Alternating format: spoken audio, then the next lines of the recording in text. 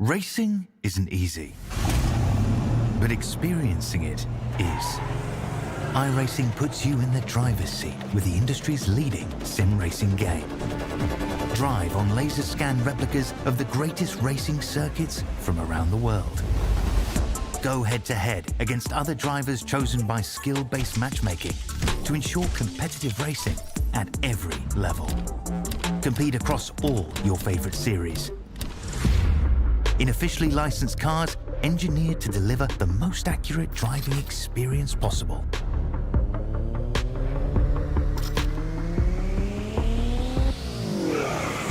Join a race or host your own with players from across the globe. Race against the computer or in a league with friends. Feel the thrill behind the wheel. Visit iRacing.com.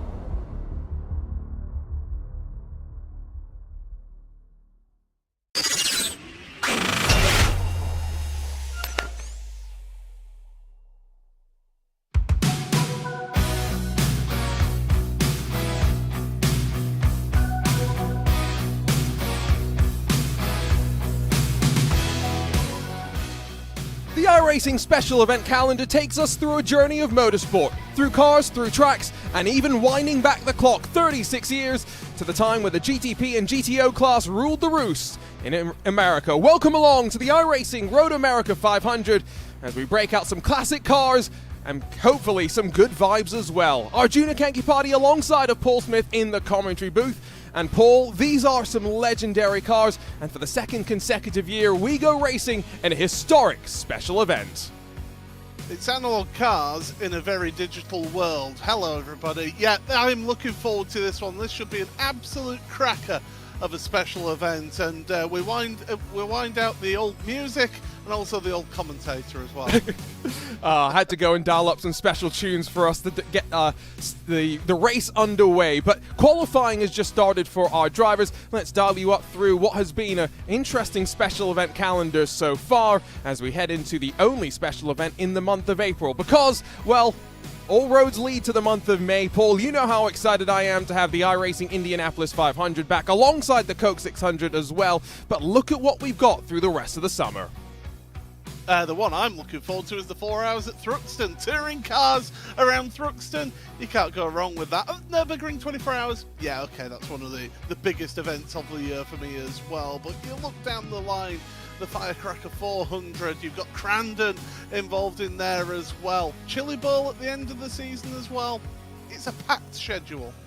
It's, like I said, a journey through different cars, tracks, and disciplines. You can try out dirt, asphalt, and everything in between here in the world of iRacing. Let's talk about today's specific event because 30 minutes of practice of warm-up have just come to a close and they have dived out onto track by themselves. It's solo car qualifying with 8 minutes on the clock and 2 laps to attempt. We have 500 miles of racing. That works out to 124 laps here at the Road America circuit. And while we do have dynamic weather, no rain on the horizon, it is dry skies for all these teams and drivers to be thinking about. And well, teams and drivers, Paul, this is a race that can be done as a solo driver. We're expecting just under a 4-hour race. It will be a very taxing 4 hours, though, to say the very least. Certainly will. These drivers have got a challenge ahead of them, and those doing it solo, I salute you, because these cars, they are a true challenge and a true test of a driver's car control. The GTP, the top class, has got plenty of power coming out the 2 wheels at the back. The GTO class, which is the sports car category back in the day, that's got 4-wheel drive, and we'll talk about those differences in just a few moments' time. But Paul, here at Road America, talk us through this track map as we get ready to dive into the action. Yeah, you're just about 4 miles in length around here at this venue. Brilliant track, high speed as well, so long start and finish straight through turn 1 down to turn 3, which then is crucial to take you through the Moraine Sweep and into one of the favourite overtaking spots at turn 5. Then you got that bit of a tight, twisty section through the Hurry Downs, through the carousel, and then the daunting kink before you head towards Canada Corner at turn 12. Final corner for turn 14 heads you back onto that start and finish straight. A truly iconic venue in the world of motorsport, and one that everybody seems to have a real long and a real affection for this track. And one thing that I always really enjoy about coming here is it's a track that hasn't changed much, right? Given all the evolution of safety in motorsports. Not to say this is an unsafe track by any means, but it's old school in nature. Not much runoff to speak of, and these drivers, they are challenged at what seems like a relatively simple track in nature. Lots of 90-degree corners,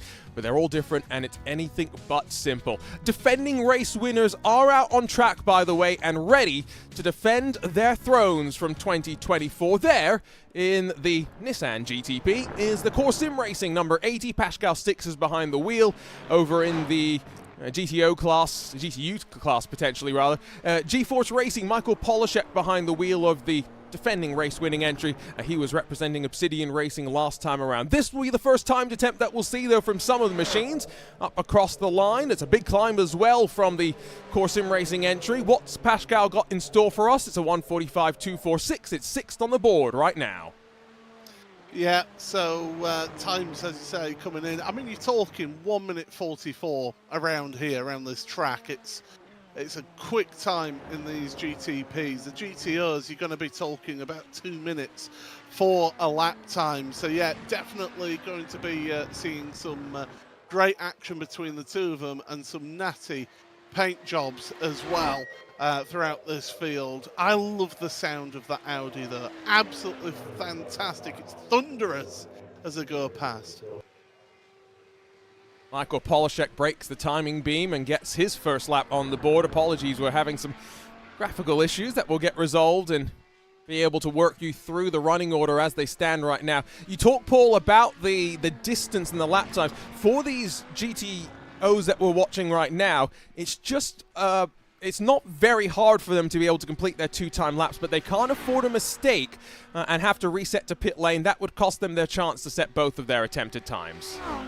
Yes, absolutely. They will. They'll be pushing it for time. Will these GTOs, and you can see that Audi really. It's a bit of a lumbering car through the slower speed stuff, but once it gets going, my goodness, has it got some grip and also some power behind it as well. But these GTPs, the Nissans, the GTP ZX Turbo, my goodness, these things go off like a rocket ship. Just over 10 seconds for a quarter mile standing start from this car, and that was back in the 80s. Unbelievable the size of the turbo on these things, and you will see them going absolutely flying down these straights. Fantastic to see, and this is why I'm here. I'm loving this. I can't wait to get us started. No, this is one of those races that I look forward to every year. Right now at the top of the qualifying standings, I can confirm it's a GTP lockout from Grid and Go. 1, 2, and 3 they stand in the running order, although Hydrarace Geodesic Racing and Brandon Roseborough have just been able to pit them and jump into third in the GTOs. It's still G-Force Racing and Michael Polishek, but we're watching Joni Hagner, who was only 2/10 off of Polishek on the first timed attempt. And we're about to watch Michael Polishek dance his way out of the final corner and run his way back up to the line. This will be his session done and dusted. So defending race winner, looking to try and start from the front of the field. A 2:04.473 to beat. That was not a valid lap time. He invalidated it through the final corner. And so now the pressure onto Joni Hagner. Doesn't look like anyone else going to challenge for the front of the GTO field. So Paul out of the final corner, much tidier for Hagner. Yeah, lovely exit through that final corner, climb up that steep incline, and then across goes Joni. What can he do? Paceworks Esports going to second in GTO. That's a good time, and it actually beats Joni Hagner there. So fantastic work from Paceworks. Very nice. I was not expecting that. Like I said, no one else was trending to that front row, so Fabian Strasheg able to get the most out of it. Here's Lone Bobo Racing, Bogdan Moldovan, who's going to cross the line, and he will improve up to 7th in the class. And so now 40 seconds left on the clock. I'm not seeing anyone else outside of this Solpec Precision Racing car out and on a flyer right now. So through the long right-hand carousel, 30 seconds to go. I'm not sure he's going to finish this lap before the clock strikes 0. Yeah, I don't think he will finish. And I have seen, by the way, somebody asking, how are these GTPs to drive? It's basically nothing, all the power in the world. They are a wild machine, but when you can tame it, my goodness, it's good. One of my teammates in last year's event ended up crashing into the underside of the bridge, going down towards turn number 5. So yeah, not good. Speaking of, this is just after turn 5, so hoping not to see too much action. But remember, we'll have 2 starts at the same time. Here in the world of iRacing, no split class start. But let's throw the clock back 36 odd years and live in the world where drivers had a lot of different focuses when the 3 letters at the top of the class were GTP. There's no hybrid shenanigans for these drivers. Instead, just turbo spool to deal with. Let's dial you down through the starting grid, where front of the field, like I said, Grid and Go able to run very strong. Apologies for the issues with our graphics, but gridandgo.com 1 and 2, and then HydroRace Geodesic Racing alongside of the 3rd Grid and Go machine, Sean Campbell on row number 2. Team Jacob Reed alongside of Fiercely Forward. Remember, you can do this race solo. Jacob Reed has got 4 hours, 124 laps ahead of him. Obsidian Vintage, they're inside of Zawioer Racing with Den Competition and Trek Sim, the rest of your top 10. Fiercely Forward second entry alongside of Samsoid Canine Sports. We'll have Samsoid behind the wheel throughout the running of this race, with 13th going to Locked In Racing. 14th, the defending race winner Pascal Stix. He'll have to come from deep in the field to repeat his victory. Beast Racing, and then the GMF team by Playboy, the 111, 15th and 16th positions. Row 9 for What Apex Racing and Metamorphosis, hoping to morph their way onto some Apexes through this race, with WR Brazil and Greener Pastures, 19th and 20th. There's too many puns through this field already. Blitz Motorsport, Nexus Esports, 21st and 22nd, and still with times on the board. These drivers 1.5 seconds off the pole. Rising Panda Racing, Solpec Precision Racing, and then Writer Engineering, Solpec's second entry back in 26, and then the first of the drivers with no times on the board. Watch out for Liam Nissan trying to fight their way forward from 27th. Team Noah Eder, BP 56, and then SRP Silver Team. 30 cars strong before you get to the final row of the starting grid. Teams Volta and Scott Banks all by himself. Then in the GTOs, Michael Polishek, pole position in the defending race winning number 45 with Paceworks Esports alongside him. Glacier Racing and Impulse are row 2 with Iona Yachts and Audi Sport powered by BMW M-Power AMG. Love all the different German manufacturers powering that specific entry. Lone Bobber Racing, TSRC Esports Sim Racing Grid, and then Whiskins Racing, Intoxicated by iTelemetry, a 10 out of 10 team name if I've ever seen one, in 10th position. Loss of Control, Team Ivan Bertola, 11th and 12th positions before the final couple of cars. Tech Sport Academy, 07 Racing, and looking for race friends. Well, you found us on the top split here on the iRacing social media channels. Great to have your company wherever you're watching around the world. Arjuna Kankipati alongside of Paul Smith, and Paul 124 laps, 500 miles to be completed in just under 4 hours. They're going to come back here in the real world for IMSA competition next year for a 6-hour race. We're starting to throw ourselves back into the old years, especially given the revitalization that IMSA's had of its top-class prototypes in the last couple of years. Yeah, how IMSA has gone is absolutely just, it's turned around ever since we've had the 2 different endurance worlds come together to get a similar performance from cars for the GTPs or the LM prototypes, or the hybrid cars. They're absolutely great to see that come together. But for me, this is looking at the past and looking at what we used to have, and I've seen clips of the Audis, the GTOs, racing around Summit Point. Now everybody knows how small and narrow Summit Point is. Those cars were rapid around there. They'll be certainly fine around here though. Plenty of space. Yes, no, plenty of space for them. Traffic's going to be, I think, somewhat interesting as well when we get to that point of the race. There's probably only going to be a handful of laps before we start to navigate through the multi-class nature of this event. But we do have a slightly smaller field in that second class, that GTO class. Wondering how that's going to play itself out. If you have never seen the almost 10-minute videos that iRacing have put out about each of these cars individually, they are mini documentaries in many ways. We will be airing them through the course of this race. Once we get into the mid part, when things tend to die down, you'll get a chance to relive the history of these amazing machines. And not just that, Paul. What I loved about these mini documentaries is it also brought you behind the scenes of bringing these cars into the sim. Yeah, absolutely. It's the job that the team at iRacing have done with a lot of their videos, but especially these car videos were something special, and they do a fantastic job there. And yeah, it'd be good to see those a little bit later on, and to hear from Hans Stuck, one of the famous drivers who used to drive the GTO. So yeah, I'm looking forward to this race, but it's going to be a bit chaotic to start with, I think, to say. Let's get through the first 15 minutes, then we can get into the rest of this race. I think that's the way that Paul and I have shaped this in our mental model. The field of Nissans, by the way, it looks resplendent. The, 31 entries that we have, this would be a field that if they entered any historic series in the real world today, Paul, many millions of dollars out on track right now. I think I used to have a model of one of these Nissans, so definitely the Audi, that is for sure, when I was growing up as a kid.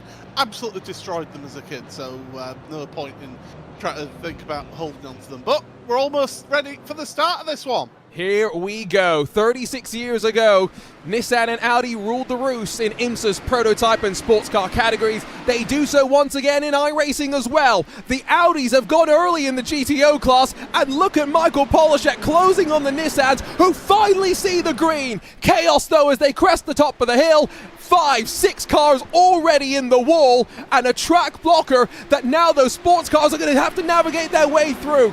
Michael Polishek and Fabian Scheisek just about squeak through, but the rest of the field is not so lucky, Paul. One of those GTPs that was caught up was last year's winners, Core. They were all caught up in that one. More carnage at turn 3 as well. I said it was going to be chaotic. I was absolutely right.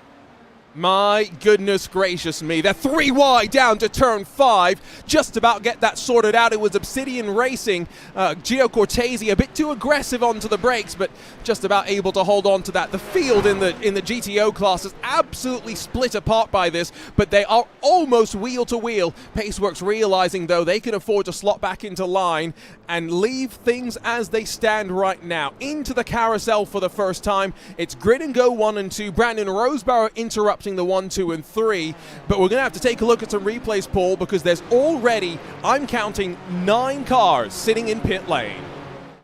Yeah, that's the cars that are sitting on pit road, and then that's not including the cars that are trying to recover back to pit lane as well. So absolute mayhem at the start, and it's possibly one of the worst starts I've seen for a very long time here in a special event. That's saying something. I mean, yeah, I was going to say I've seen quite a few in my years. But right now, Grid and Go, they must be laughing right now because they're at the front and they've got a good hold of that one. But GTO, that field's been decimated, and G-Force Racing in GTO, by the way, losing the lead to Paceworks. So Paceworks are on the move. It happened down through, I think, turn 7. So now let's see if your new race leader is going to be able to break away. They've got 3 seconds behind them. Such is their advantage. You're probably wondering, where are those replays? Well, Paul, let's dive into the race start from up above. It's all checking at 1 doesn't go, and then you've got you see just that concertina effect of people hitting the brakes because some have gone, some have not. Watch, they're going, brakes. And this is why you need to be smooth and not just power on and then hit the brakes. You know, not trying to assume when the field is going to go. You've got to react to what's happening in front of you. And then, yeah, the Audis come flying in. For me, it's worse from the Audis because there are yellow flags. They know that there's been an incident, and yet they're still coming in because sim racers seem to see yellow flags as a free place. I mean, it just keeps going. It just keeps going. We could take a look at these replays endlessly as well to pick apart what's going on.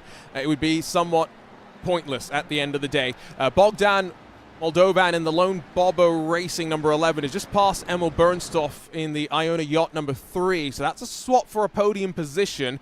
See if they're going to start to close the gap up to your leaders. Not seeing a breakaway.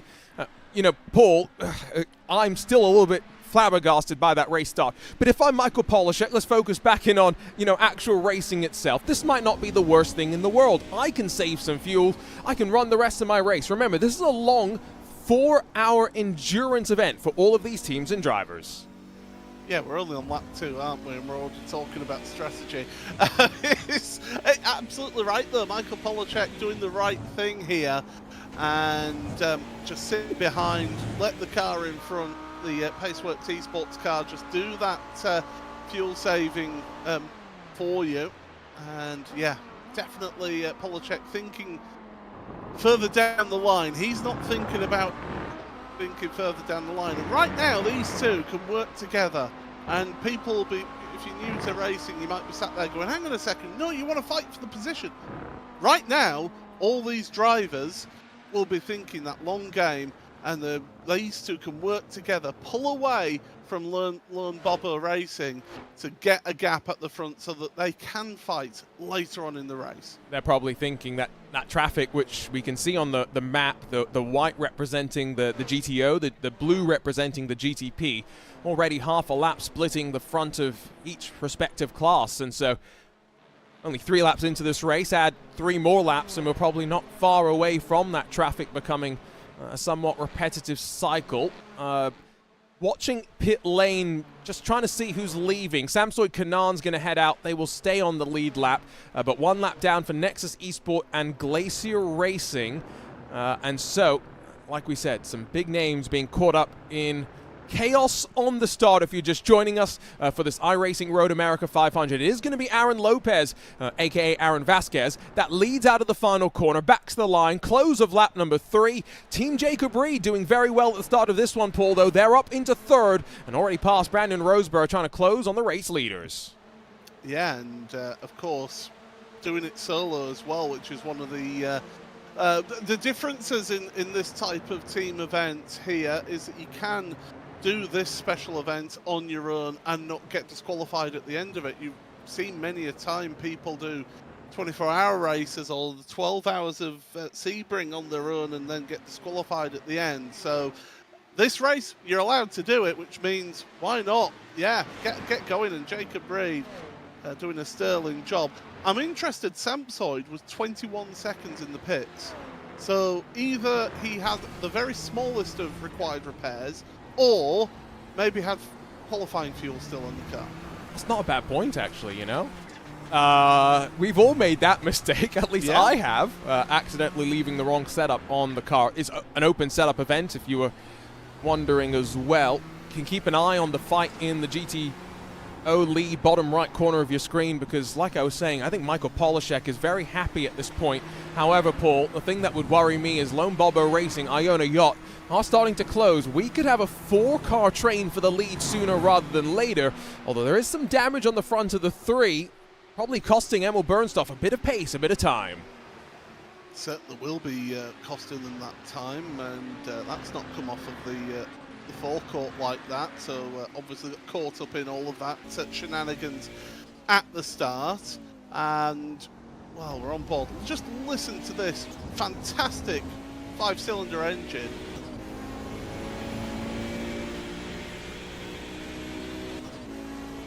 Oh, the flutter of the turbo as well, absolutely wonderful.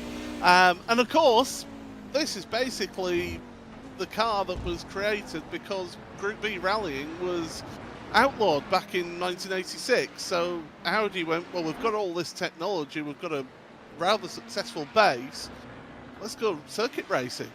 I'm also just going to say this. It does look quite box-like in many ways, but it's an iconic shape, Paul. There is just something about the car that has withstood the test of time. I would also argue the same for the Nissans that, you know, run in that top class. We'll check out some of the action a little bit further back in the pack. This is just outside the top 10, where we got TrekSim.com, What Apex Racing, GridandGo.com, and Beast Racing all in relatively close pursuit. But I've got to say, I love the look of these cars. They really do just look like an upside-down wing trying to stick themselves as close to the ground as they can.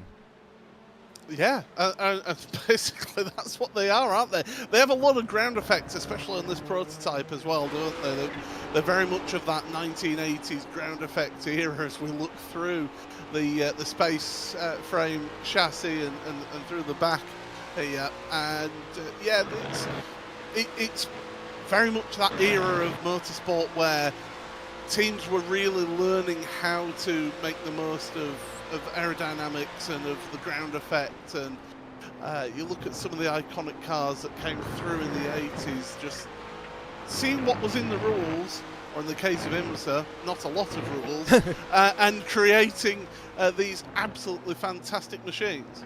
The joys of sim racing, we can place a camera where in the real world it would probably be melted by the fumes coming off the back of the exhaust. Good exit off that final corner from Campbell. Spools up that turbo, and he's not even going to need, I think, much help to pass Aaron Humphrey in the Apex Racing entry. So again, remember, this is just outside the top 10, a swap for, what is 12th position? It's disappointing, I guess, for Campbell to be down here, but he did the important thing on the start pole. He actually started up in 4th, but maybe as a result of some of the other chaos that, you know, tends to happen on race starts, dropped down the running order, but he's kept the car clean, he's kept himself in contention. Leaders are just working their way through the GTO traffic, so they've now finally met those Audis. We're only a few minutes into this race, lap 6 of the race, and already the Audis are getting lapped. If you're those Audis, this is the wake-up call now that you need to be looking in your rearview mirror. At least you have a spotter in the world of iRacing. All around the track you've got coverage. In the real world it would be a lot more difficult at Road America to have a full track spotter coverage like that. One thing that I did note, just quickly looking at my timing screen, I don't think I've ever seen this as well. Jarno Cox iRating. 10,000. Exactly. Not 10,001, not 10,002. It's 10,000 exactly. Just a weird quirk that I thought I'd point out to the rest of the audience. Front of the GTO field, by the way, you can see that they're coming up first on that GTP traffic, just slicing through them, but also on that Glacier Racing entry. So there's going to be some GTO traffic that they've got to contend with as well. And Michael Polishek, that gap back to Lone Bobo Racing, still 2.2 seconds. So top 2, still very much running and controlling this race exactly as I think they planned. Juhani Cameron in that Glacier Racing car deciding to carry on, and with an event like this, I mean, we saw the mother and father of all accidents at the start there. You never say never on getting a result out of an iRacing special event, and I would encourage people, if the car isn't too heavily damaged. I mean, they were 1 minute and 27 in the pits with Glacier Racing, so they had to get some repairs done, but it wasn't the worst, that is for sure. And so they're only a lap down. They can still recover something out of this. Paul, you know that I love attention to detail, and so I've broken out the yellow pen. Do you know where I'm going with this? Oh yeah, I know where you're going with this. So Paul knows, but the viewers may not. If you look over here, iRacing, they did not misspell alternator. That's how it is on the original car. Again, attention to detail in the world of iRacing. They spotted the misspelling, but they kept it exactly as it is as we just continue watching the traffic slice and cut its way past our GTO leaders. Yeah, exactly. Attention to detail. That is what iRacing is all about with these vehicles. And you mentioned about 10,000 iRating. I remember. Pepperidge Farms remembers, but I remember all those years ago when Max Benneker was the first on the roadside to reach a 10,000 iRating, and how, oh my goodness, that's such an impossible achievement that is created. You look at how many people now that are a 10,000 iRating or above. It's absolutely incredible just how far the top pros have been able to push on in terms of their rating in the service. And it goes to show as well, right? Even though Jarno is 10,000 iRating, Jacob Reed is only 7,500. So Only 5,000 greater than me. I was trying to figure out a way to phrase that, but again, it's still very high. But he's a lot more experienced in these cars. You know, you can see it on the livery. He's got the GSRC, the IMSA Vintage Series logos. He races this car week in and week out. Our friends over at GSRC do a great job of the coverage on the weekends, and so that experience, Paul, of knowing the ins and outs of the cars. Jarno's someone that I and you would more often see in a GT3 sort of a machine, and so as Jacob just closes that little bit more, this is where you'll see that comfortability, that adaptedness of already being ready to rumble in this car just coming to the forefront.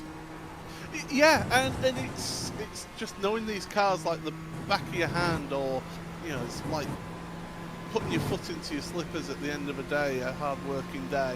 Just something comfortable that you feel at one with, whereas others, they're talented drivers, but they may not know fully or understand fully what the car is like when it's on worn tyres at the end of a stint. So that's where Jacob will really come to the fore with his experience in these cars. But again, with iRacing, things like the IMSA Vintage Series or the Lotus 79 series, they've got these really close-knit communities that go out racing week in, week out.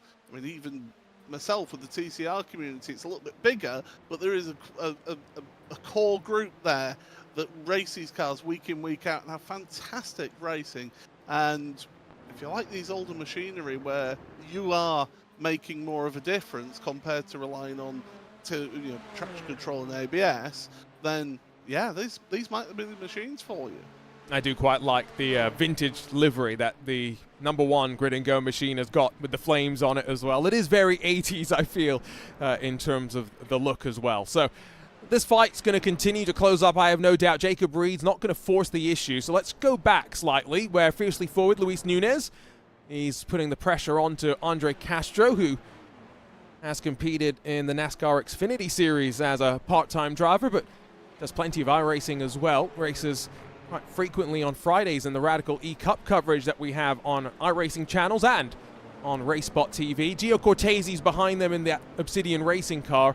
Then Locked In Racing, fiercely forward, Grid and Go with Sean Campbell, Zamior and Trek Racing. This is a train that runs all the way back to 12th position, but they are already 12 seconds off the race lead. Yeah, Nick Thiessen, who we know well down in 12th place, but yeah, that little group of cars that we're looking at here going through. So treksim.com that we're on board with right now at the back of this little group, and certainly it's good to see Nick still out here, and we know Nick a little bit better, don't we, Arjuna, because of his work on the on-screen side of things, isn't it? Helps powers all our graphics that you see, so when anything's broken, poor Nick's the one that has to fix it. So he's dealt with complaining Arjuna more than anyone should have to deal with, so always great to see Nick out on track, and quite adaptable as well across the different machinery. So let's see what he's going to be able to do. Maybe a good top 10 finish on the cards for them. I did note, by the way, that Aaron Lopez lost about a second or so relative to second and third, so the podium sitters closing up slightly as they dance out through turn 5 down at the bottom of the track, climb up under that Corvette bridge and sweep their way in through the hurry downs, which I've always found to be a quite perfect corner name, because what are you trying to do around a racetrack at all time? Well, hurry yourself around. They had to work their way past lap traffic, Javier Soto, with that SRP Silver Team car, so that's just gone another lap down on the leaders. But yeah, I think that's where they maybe just lost that little bit of time, was having to work their way through fellow traffic, fellow class traffic, should I say. That was a very kind GTP. We're coming up to your leaders here in GTO. I'm not used to seeing a prototype backing out of making an overtake on the slower class traffic. I'm used to seeing them saying, "I'm the faster car. Get out my way, peasant," sort of attitude. No, that was good, honest driving from them there. Brewster Carvalho is one one lap down. He spent almost 2 minutes stationary in the pit lane, but good to see the Nexus Esports driver recognizing that situation and not wanting to insert himself anymore into this fight up front, because you can see Glacier Racing, Kammanen's dropped behind the front two, so he's probably saving some fuel. And Bogdan Moldovan in the Lone Bobber Racing 11, must say, love the look of the grey and silver blue sort of look that he's got on the Audi Quattro there. It's closing, there's no doubt about it, Paul. It's tense here and there, but this is what makes endurance racing so great, right? You don't just have 10-15 minutes to try and close advantages. You've got the 3 and 4 hours, and so, you know, that's why, lap 2, I started wondering about fuel saving for Michael Polashek, because the top drivers, they're always thinking about how they can use pit lane to their advantage, especially important given how long pit lane is at a track like this. Yeah, you're talking quite, you know, cone to cone. If you were not to stop, you're talking about just over 30 seconds, aren't you?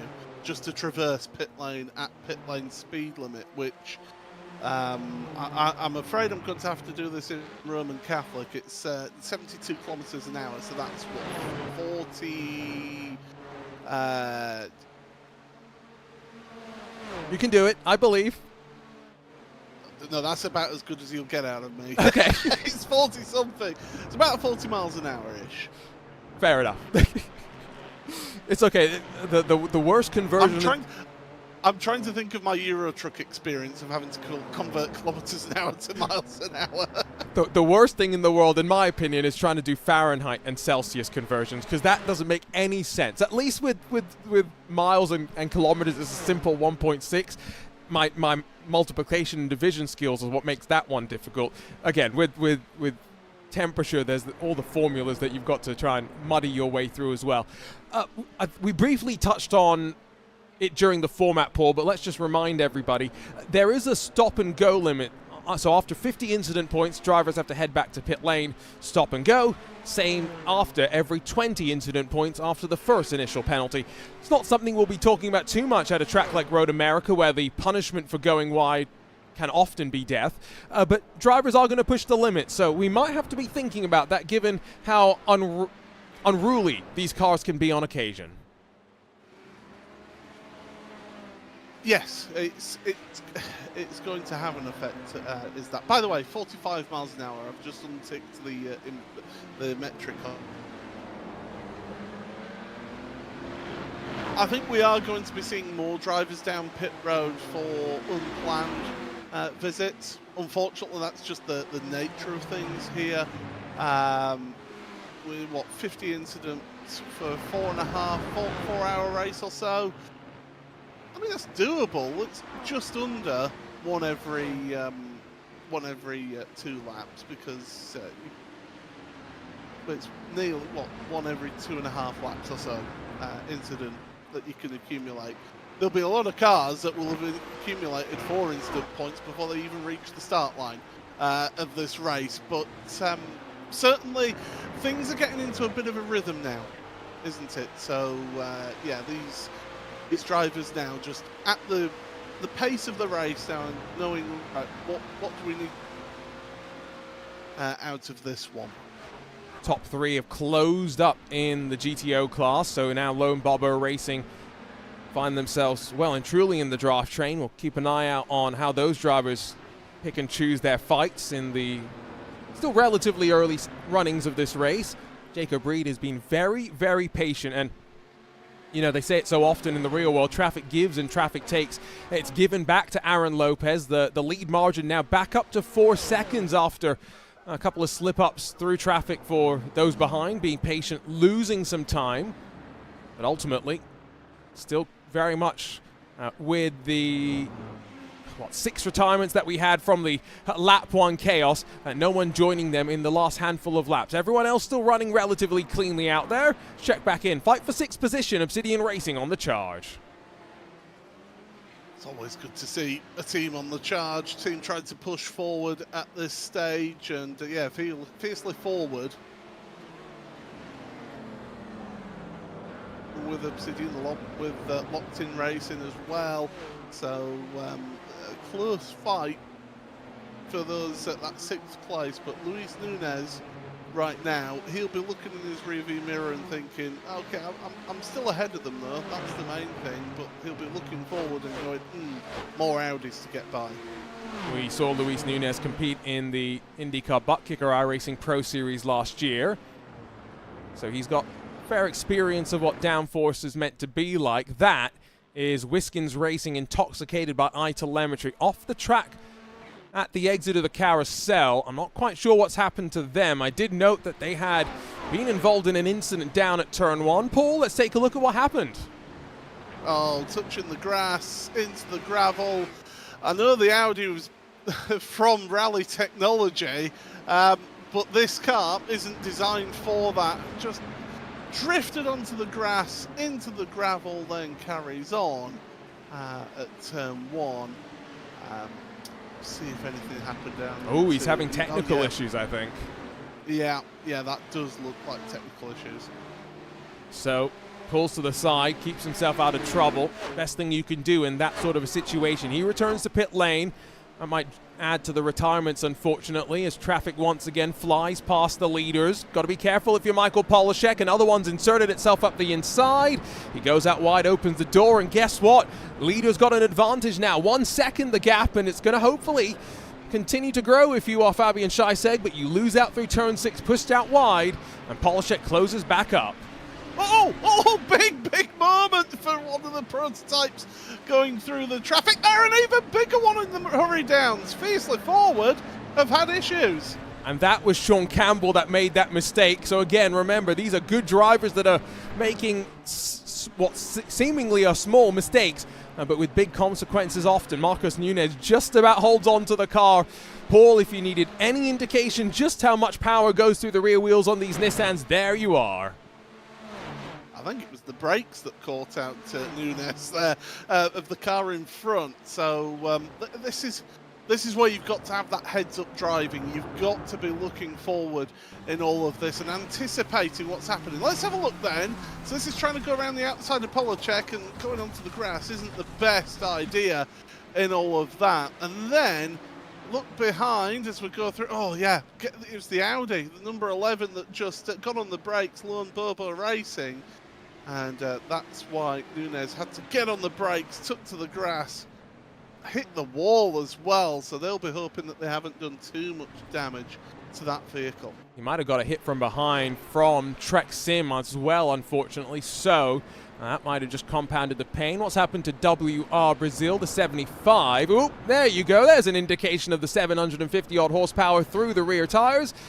Just damage to the front, though. Everyone else scampers on past, and I think he's able to head to pit lane and get some of that damage repaired. So, lap 15, we're getting to about halfway through the fuel window for many of these drivers.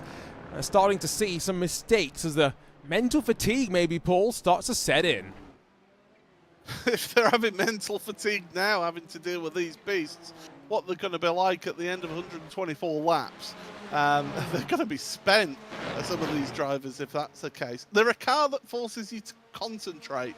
Like this Nissan, you've got to try and keep that turbo spooled up so you don't have what you saw there, which is amazing turbo lag of nothing power. And it's just so easy to lose control of this car. So you've got to keep that turbo spooled, but you've also got to try and keep the minimum speed, minimum apex speed of this car to keep those aerodynamics pushing the tyres into the asphalt. You can see iRacing's 3D grass off on the side. This is a track that iRacing's had for many a year, but they've spruced it up graphically on occasion.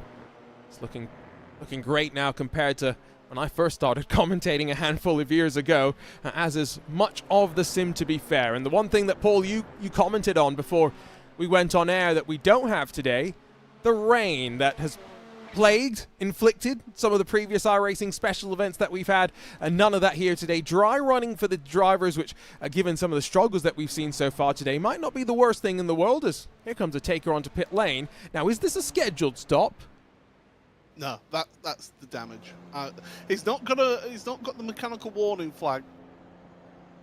You can see how slow this pit lane speed limit is at 45 miles an hour, but that'll be to do with the damage. Might as well take new rubber as well. So yeah, that's That, I think, is unplanned, unfortunately, for Fiercely Forward from that incident down at the Hurry Downs. But could you imagine these prototypes with pouring down rain? And remember, in the 80s, they used to race in a lot worse conditions than what's acceptable now. I was watching the Battle on the Bricks from last year, which 6 hours at the Indianapolis Motor Speedway. That's going to be cut to 2 hours and 40 next year in the IMSA schedule in the real world, shifting the 6-hour race, the Michelin Endurance Cup race, over to Road America. Torrential rain, and I was just seeing the hybrids struggling, Paul, to get some of their power down on occasion. I can't even imagine. You were talking about, keeping the turbo spooled up with these cars, a totally different sort of a challenge, but that's what they dealt with, and they tended to go racing in a lot worse of conditions than we do in modern motorsport, where we do have a tendency to red flag things when visibility gets bad for safety reasons, of course, but these drivers often did not have that luxury. Paul, you called out, by the way, that Lone Bobber Racing involved in the incident that saw Marcos Nunes get a bit of damage on the number 9 Nissan GTP. He's now dropped back a couple of seconds from the top 2 as he's got all that work to do once again. I think that was just that cycle of traffic coming through has just caused him to drop back a little bit. And I will say, when you come around this track with dealing with traffic, the worst part to deal with traffic is out of turn 6 down to the Hurry Downs, because it's pretty much one line through turn 6 and 7, and then you've not got long to go down to the Hurry Downs at turn number 8. So it is a tricky part to try and negotiate the traffic. So you try and aid those GTPs to go by if you're in these GTOs, but certainly that wasn't part of the plan for Bogdan. 46 machines started this race. First retirement was defending GTP race winner, Core Sim Racing, but Impulse Racing, they've retired in the GTO class. BP56, Liam Nissan, Writer Engineering, Rising Panda, Greener Pastures, all watching from the sidelines, and I think now joined by WR Brazil and Team Noah Eder. So as Lone Bobo get back past, or attempt to get back past Glacier Racing, remember that car is one lap down the 42. The 11 closing back on the leaders at the front of the field. Keep an eye out on them. So Marcos Nunes spent 31 seconds. He's back out on track, happy to report. So we have 23 of the Nissans still running, 14 of the GTOs, make that 13, excuse me, after Wiskins Racing, intoxicated by iTelemetry's incident. Harry Fox, that technical issue, saw him pulled off the track. Still some pretty great conditions to go out racing, Paul. We haven't touched on those actual conditions. There you go. Relatively warm track temperature with some blustery winds as well. Yeah, the winds weren't a bit too bad for these cars, I suppose. They're not as aerodynamically sensitive as modern machinery is, so I think they're not quite as affected by those winds as, say, modern hypercars and GTPs would be. But certainly they will feel a little bit of the effects. Depends on the direction of the wind, actually, as to how they'll feel that. Because right now it's a westerly wind, so that's a crosswind down at the start and finish straight. If that was, say, like a headwind down the start and finish straight, you would see a little bit more drafting going on, as we've got drama for 07 Racing. They've had issues and not there. I can see on the track map. Not just 07. That was Team Jacob Reed bobbling through Bill Mitchell Bend. Jarno Cox been off the track as well, and your race leader has suddenly had his race gap balloon up to a full 6 seconds now. So Paul, there's something happening that's giving your race leader a little bit more clean air, and let's take a look at this. Oh no. Somewhere I can sense Connery Maddock right now is having an absolute fit at that rejoin.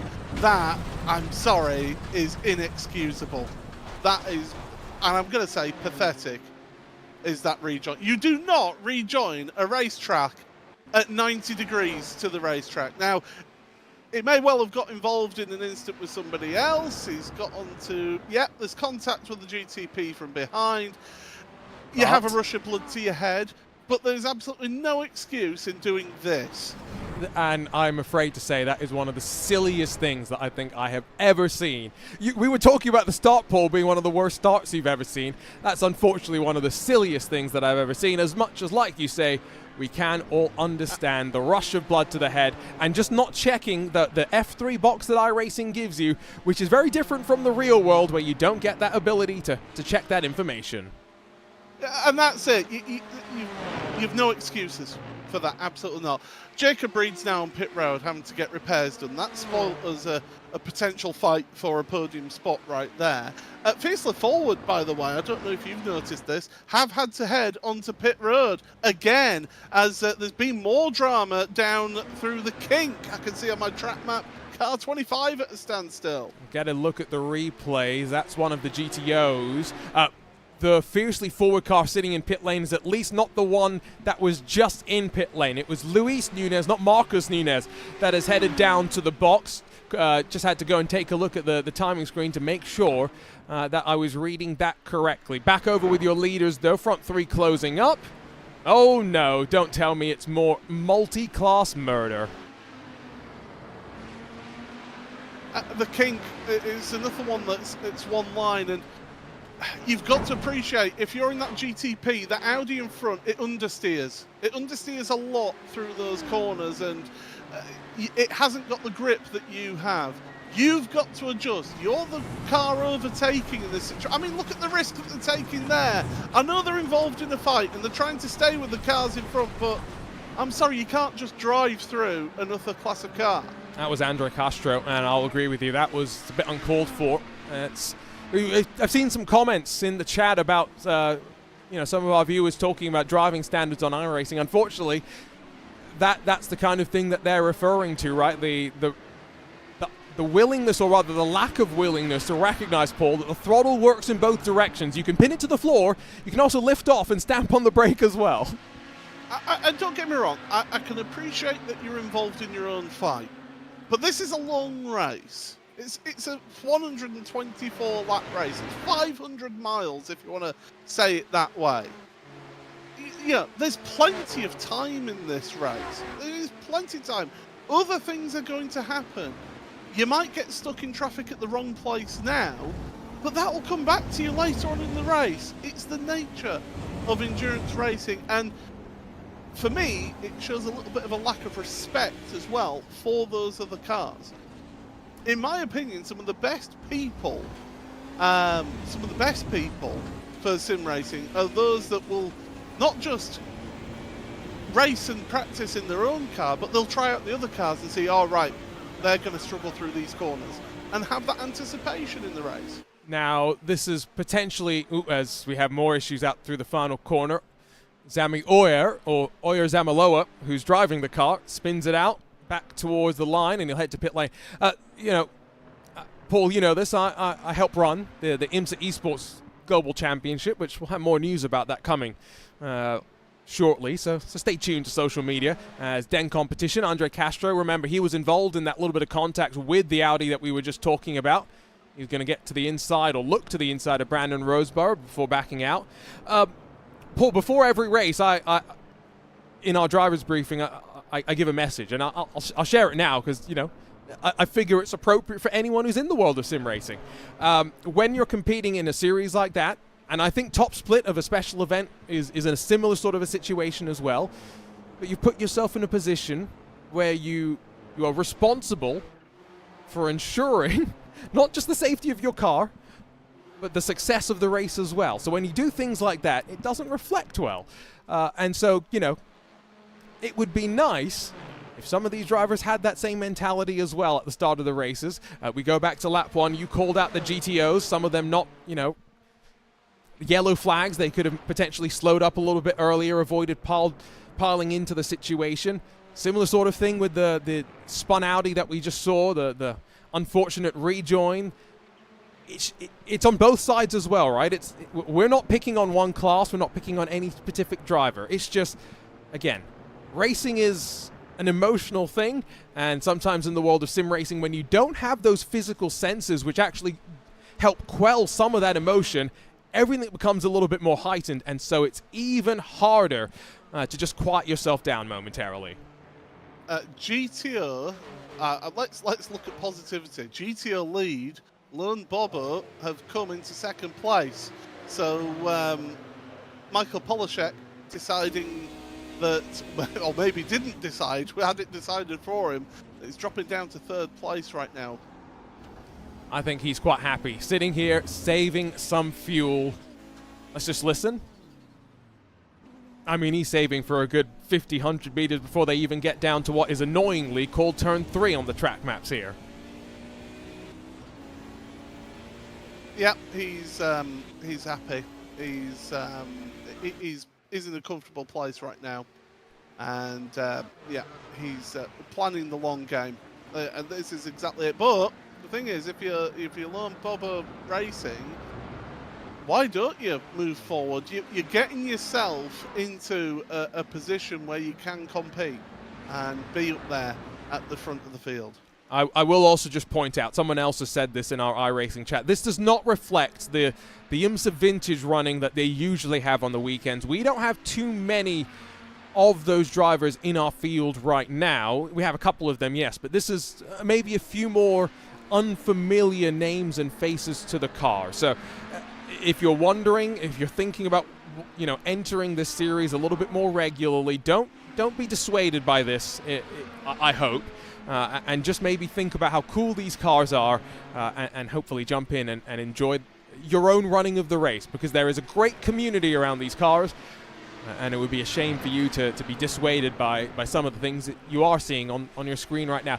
And Paul, I will also say this, you know, during our Daytona 24 coverage, our iRacing Sebring 12-hour coverage this year, I've said this same refrain, but I often call the GTP class going to pass, LMP2 let me pass, and GTD going to die. So it's not like even in the big special events that we always have totally clean driving standards.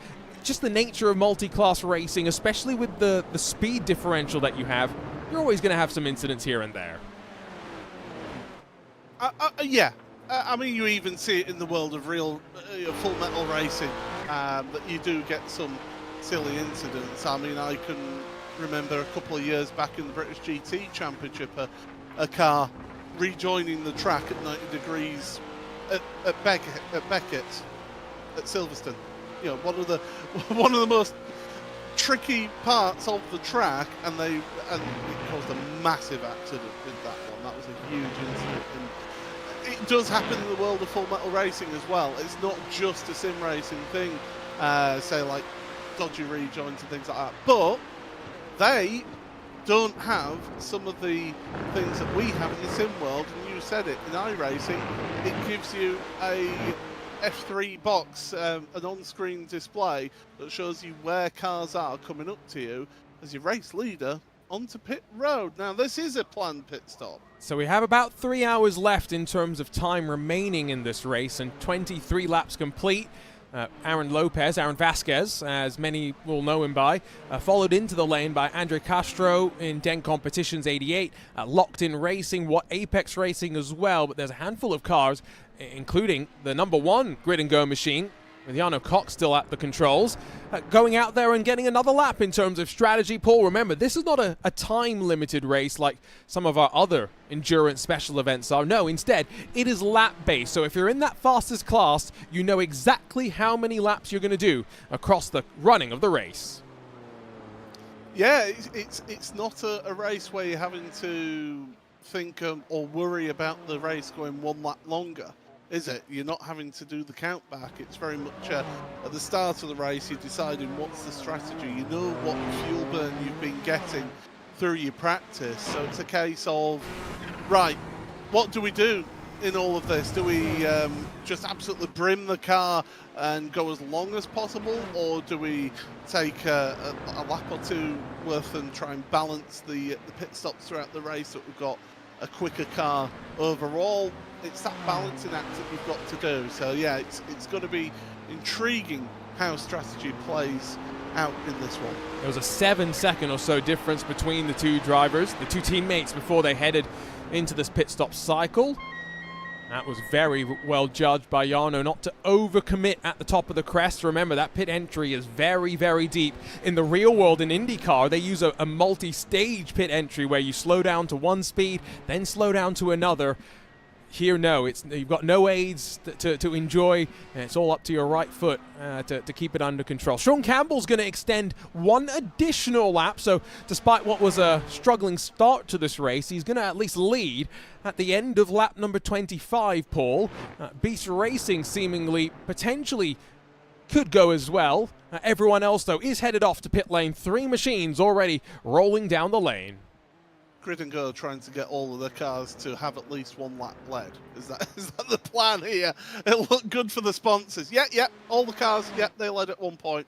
Now, Sean Campbell is obviously got the lightest touch of the throttle for that Grid and Go car, the number 70. The only car that's actually correctly numbered in this server. I'm just going to throw that out there because we like to throw shade on teams that put a car number in their team name but then don't match the car number to the name.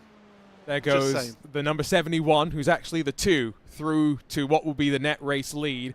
Still waiting for the 69, who is actually the 1. To be released off and away. There was a driver change. Niels van Handels jumped into the TrekSim.com number 16. There goes...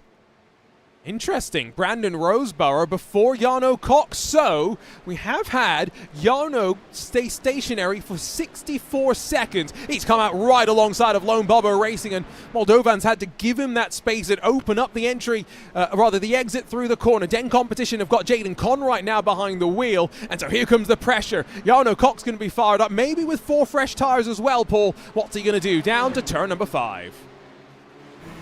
Here we go then. Fresh rubber, cold rubber, don't forget as well. So you've got to get those tyres up to temperature and pressure as Sean Campbell comes onto pit road while we look at this. But right now, Grid and Go getting that place back then from Hydro Race, Geodesic Racing, and up into that 3rd spot. I actually got to meet some of the Hydro Race Geodesic Racing teammates at Daytona. They had a crew full of about 20 of them hanging out in the grandstands. Always cool to see some of these sim racing teams that go out there and make sure to meet up and celebrate their friendship in the real world as well. Pit stop times can be seen on the left side of the screen, and Paul, look how different we really do have between groups and teams of drivers here. Within Grid and Go, you've got the 64-second stop and the 47-second stop. Obsidian were only stationary for 40 seconds as we're locked in. Fiercely Forward, 30 seconds. And lots of teams electing for different strategies around 3 hours left to go. And Beast Racing, just keep on going on their car. Amazing, really, that they're able to go so much longer than everybody else. Yeah, and again, we talked about it, didn't we? Strategy is going to be such a big key thing to discuss in this race, and GTO, we're going to be waiting a little while longer for those to head onto pit road. But at least in GTO, we've got 3 cars all together, all fighting it out. In GTP, that big gap to the Grid and Go number 2 car out there at the net lead of the race, because they're only 8 seconds behind the current race leader.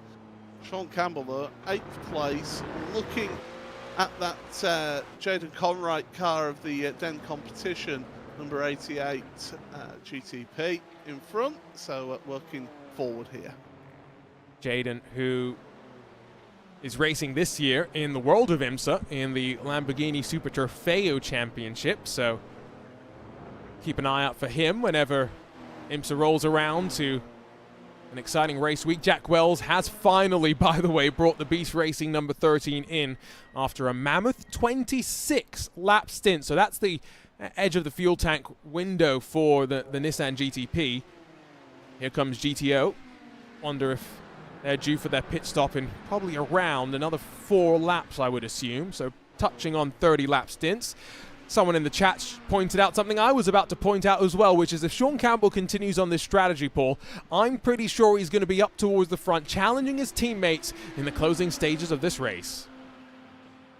Yeah, that's a very, very good shout indeed. I mean, he's just finished one lap of his stint. Compare that to his teammates who currently are, what, lap 4 of their stint, lap 3 of their stint. So, yeah, we could have one heck of a race on towards the end of this one with how things go here. But still, GTO race lead pretty close, considering what we saw at the start of the race, how decimated the field was. It was only just the front two who seemed to work their way through cleanly, and then everybody else got caught up somehow in all of the shenanigans at the start of the race. But it's great to see 3 at the front pushing on. And TSRC Esports, I'm going to mention him, Kieran Sharp, because I race against Kieran in some of the TSRC series on a Friday evening, and we'll be starting again with GTEs.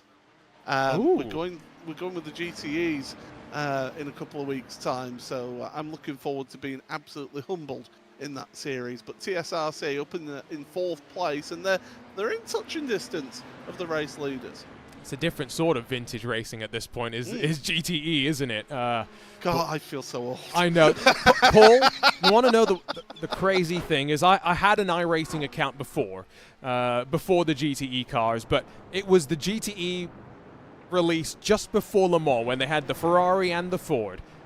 When iRacing used to have that 24-hour trip through the French countryside. That's what got me back into iRacing. I posted on Reddit and I found a teammate. I found 2 teammates, one of whom I never talked to again. The other one became such a good friend. Oh, there's a story. There's a story there that I'm not allowed to say on air. But the other one's become such a good friend that he lives in Denmark. He flew to Daytona for the first time last year. I met him in person for the first time last year. And earlier this year, we decided 7 days before Daytona, you know what, let's do it again. So he flew out again and we saw each other. So again, just the joys of the iRacing special event and the GTE cars in particular, in my mind, the friendships that you can truly make. I've met up with I actually won a championship that we show on RaceSpot TV, the World GT Championship. Won the Amateur Teams Championship in GTE cars in the Porsche RSR, and that was the last time I actually was a winner in a championship. So that tells you that was a while ago. Was that one? I think about 2019 was that. And we met up as a team at a karting event, which unfortunately it was a 24-hour karting event at Milton Keynes, and I couldn't take part because I got very, very, very ill. Aww. Was it a fun karting track at least? I did some laps the night before in very greasy conditions, having never driven a kart on slick tyres, rental karts on slick tyres in greasy conditions. I was following Team Redline's Josh Thompson in the practice session, and I know that he's done a bit of karting, so I was right, I'll follow him and see what he does. Get behind him, down the straight, go into a fast right-hander, and he goes straight on. so, yeah, I won't follow him then. Well, lesson learned, never trust Josh Thompson. I'll also say we've just had our first black flag in today's race as Blitz Motorsport have been given their instructions to return to pit lane. Jaden Conright's lost a whole bunch of time, but before we go ahead and take a look at that replay, we're keeping an eye out on what is a 4-car choo-choo train right now for second place, but I think there's lots of fuel saving going on from all these drivers. So let's go back. Start of the race, Paul. Some may not have seen this. This is how we got the 500 miles underway. Wasn't really a great way to get the race underway, as the core car got caught up and then got contact from behind, and it was absolute carnage for the back half of your GTPs. The problem is that the GTOs were then coming along and they had to work their way hard onto the brakes, contact. Many of the GTOs getting wiped out in all of that action at the start of the race as well. Barney had a tough day in the office, and that was right at the very start of the race. You know what, Barney? You were slacking, my friend. Where is that yellow flag? But you just see cars scattered across the track and Audi drivers coming at it 100%, not avoiding or not taking into account the issues that were happening in front, and that was the big incident that really set the stall for a few drivers here today. That's how things started, hopefully not how things will end. Jarno Cox just got past John Babineau in the locked-in racing number 17. And remember, Jarno, the longest of the pit stop takers in the opening sequence of the race. So 64 seconds for him. Shortest pit stop of the drivers up in the top 5 at least was 40 seconds. So he spent a good 24 seconds longer than anybody else. You remove that from the pit stop time, he finds himself 5 seconds off the race lead. We've got a lot to figure out in terms of strategy. We won't figure it out until the end. Speaking of strategy, still yet, Paul, for the Audis, the Quattros to head down to pit lane, and Michael Polishek has been doing a sterling job of saving that fuel, now in 3rd position. So what, lap 30 for the leaders right now. These guys are on lap 26 here. Just get the feeling that Polishek, in looking after his fuel, has also been looking after his tyres. I think he just seems to have a little bit more now than the cars in front. Making some moves in this one, potentially here. I will say that the car behind, that's not for position, that's Glacier Racing, lap down after getting involved in that lap 1 incident, but certainly keeping up with the pace of the race leaders, and it's a case of Juhani coming and thinking, oh, what could have been? They qualified 3rd. They got caught up on the incident that you just saw the replay of at the initial onset of the race, the start. After that, it's been very impressive for them. They got straight back out there and got back to the task at work. It's a proper endurance racing spirit that we often don't get to talk too much about in the world of iRacing special events. This is what happened, by the way, to Jaden Conroy, and why a Den competition have lost some ground. It's through Bill Mitchell Bend. Ooh, that's nervous. And that's what happens when you try and go around the outside of a recovering GTP car.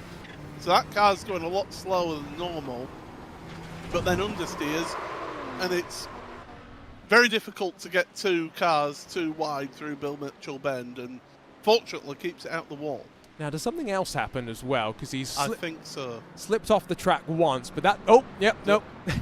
Dirty tyres, that's what it'll do to you. You know, you go offline, you pick up the rubber, and then you go off track. You've got all that dirt and debris from the grass and the gravel. You've got to be careful, and this car, it bites. Yep, absolutely.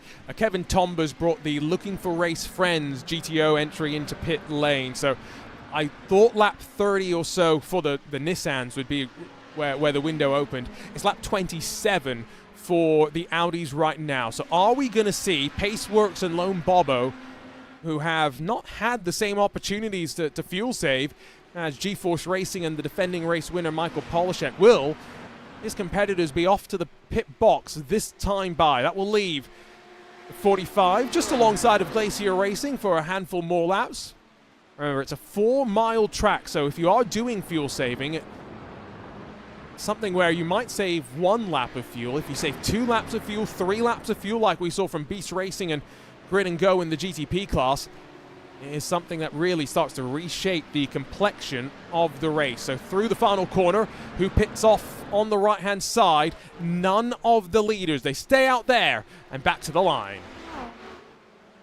But this illustrates a problem that these leaders or these Audis might have, is if GTPs, which by the way, great fight for 3rd place going on here, Grid and Go getting themselves to the inside of turn 1, but compromised on the exit of turn 1 there.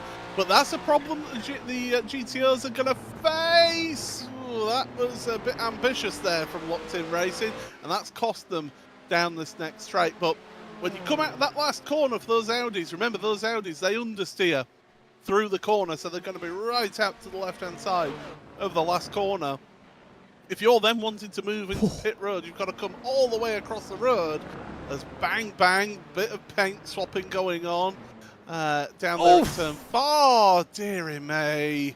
Well, it doesn't matter if you go around the outside or the inside, it turns out, if you overcommit to the corner. And so Kevin Tomba, straight out of pit lane in the Looking for Race Friends number 48, gets tagged by John Babineau's aggression up through turn 6, and Locked In Racing grab 4th, but at the expense of an Audi. Well, that's one less friend to have there to go racing with. Yeah. Again, you're seeing a bit of lack of respect and a bit of desperation from some drivers who are trying to stick with a quick car in front of them that they're racing against. And it's that desperation. You've just been involved in a fight. That Audi, you're coming from an absolute mile back there. I'm sorry, but that is shocking. No respect for that driver there. I mean, you've got Jarno in front, and so there's a clear distinction between the entry speed of the two prototypes, one in front of the Audi, the one that's behind that does the tagging. Yeah, that's a slight overcommitment, unfortunately, and Kevin Tomba feels the pain. I did note as well, Glacier Racing have been off the track, and it happened at a place, Paul, where if you go off the track here, ask Catherine Legg what can happen when you're off track and into the gravel and into the wall. That is about as close to disaster as you can come without any sort of damage. I think that they've had to deal with damage already in this race as well of Glacier, so they've been sat there and going, oh no, not again. But here we go then. Pit stops and G-Force Racing, they stay out there. Michael Polacek doing the job. And so tyres going on to the Audis for Paceworks, for Lone Bobo, and for Iona Yacht, who are into the box.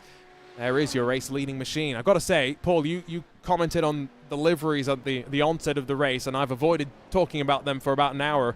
That is one of my favorite liveries that I think I've seen, not in sim racing, but definitely in sort of this vintage era. You can see the Camel GT website on the front as well. This is a true commitment to the car. And it shows that it's somebody who races the car regularly, is somebody who loves racing the car, and they've taken the time to really style that car out and make it look good. So yeah, fantastic to see. Mind you, that Audi Quattro, it's the works colours. You love seeing that as well. As a rally fan, I love seeing those Audi Works colours. It's true. Paul and I have commentated on the iRacing Rallycross Championship in the past together as well, so we have a certain soft spot for four-wheel drive machines that have a fondness for grass, gravel and dirt. Unfortunately, it's not the sort of racing that we want to see from this particular Audi here today. Keep it on the tarmac and keep it on the straight and narrow. So couple of tenths between the drivers as they roll off of the lane, but a pretty equal pit sequence for the both of them in their fight for the lead. Michael Polacek only gets one additional lap, only 4 additional miles from the fuel tank, and off comes the race leader, the pole sitter, into pit lane. It all adds up though, doesn't it? Towards the end of the race, 1 lap now means enough later on at the next pit stop cycle, and keep that going. You might get 1 lap extra potentially out of these cars of both classes, because remember, at the start of the race we had a full pace lap, so you won't have burnt a full lap's worth of fuel of race pace fuel usage, but you will have burnt some fuel that affects your pit stop cycle at this first pit stop. Key thing for people at home to keep an eye on as the two Audis continue the everlasting fight here. They're trying to keep that pace up because of the fact that Michael Polacek is on pit road right now and should be getting underway in about 8 seconds. And so let's ride on board as the G-Force Racing 45 waits for the instruction that the fuel has been packed into the car, and he only needs 47.2 seconds, so it's a slightly shorter stationary time. These cars don't have pit limiters though, so it's all going to be the question of how well Polacek has judged the right foot, how much pressure he applies on that throttle to get him to pit road speed. He's going to see the speed around the outside, though, from the drivers already with tires up to temperature. But look at the margin that he's got behind him. Back to the race lead, 2 seconds as advantage. It's defending race winner. It's pole sitter, Michael Polishek. And the thing is, he had those 3 GTPs, but he's now got to get those tyres up to temperature and pressure, whereas the 2 behind him are already up there. So if I'm those 2, second and third place, they're about, what, 1.8 seconds back. They're not quite in slipstream space. Polishek's got a decision to make now. Does he just work to his fuel number and keep on working that way, or does he see this as an opportunity to get a gap at the front and to then be able to work to a fuel number? We'll keep an eye on that gap. We will, without a shadow of a doubt, but for the time being, flick our attention back over to fights in the GTPs. Grid and Go's race leading machine still enjoys what is a 28-second buffer over Obsidian Vintage, but Gio Cortese is on the charge, and so here and there he's catching some tenths.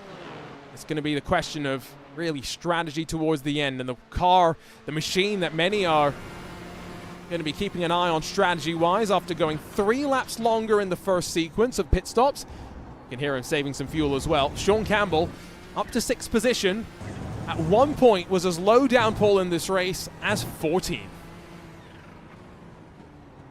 Just goes to show, doesn't it, that sometimes the tortoise does win the race here from the very start. All about that long game in a 500-mile race, and Sean's doing a good job for the team in Grid and Go, but could be a little bit concerned at being at 40 seconds back. But as was pointed out, that pit cycle keeps on going with that fuel saving. He should be up there fighting.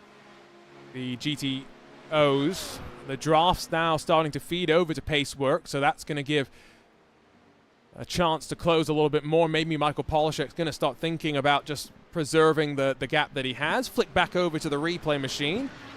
That's the night. Whoa. Wow. That's the 951 into the wall at the kink. Now that was assisted, without a doubt. Let's see. Oh!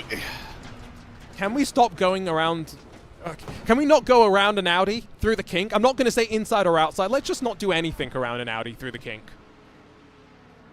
Again, have a bit of patience. I want to see how close was that GTP. Are you coming in? It's coming in at pace. The thing is, they're too far back. I mean, great reactions to not hit the GTP. The problem is it's then sent him into the wall. It's just asking too much. That closing speed, yeah.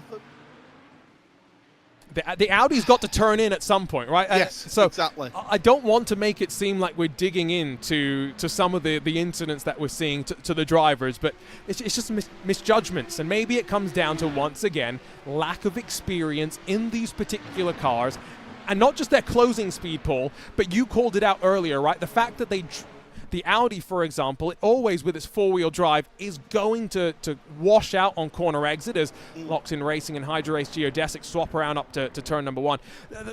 The fact that the cars race differently than the LMP2s, the GTPs, and the GTDs of the modern time may be catching some of the drivers with less experience out. I always say that, car 31, that's Jacob Reed, is having more trouble out there. And that's a tyre wall. How do you even bury yourself there? Michael Polishek, by the way, getting bumped by Paceworks, but around the outside for the first time today, it's going to be Lone Bobo Racing and Bogdan Moldavan that takes the lead in the GTO class. And look at that, Polishek pulls right in behind the Glacier car, getting fuel saving done once again. I always equate to the Nürburgring 24 hours. Right, you've got your GT3s, you've got your Porsche Cup cars. One of the cars, though, car types, is TCR that you have in that race. And they drive completely differently to pretty much everything else that's out there.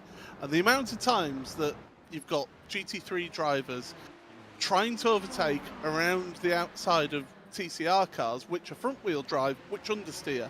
And the amount of times that accidents happen because there isn't that appreciation of the differences and the variations in how the different cars drive. We're seeing that here today as well. And I hate to labour this, but it's just a matter of fact, isn't it? When seeing drivers who are not used to how those other cars drive, and this is why I say some of the best drivers will actually spend an hour or so, you don't need to spend too long, in the other category of car to go, oh, right, this is where they're not quite as strong. I've got to be wary around these points of the track. GSRC will have coverage of the IMSA Vintage Series that kicks off in a couple of hours' time.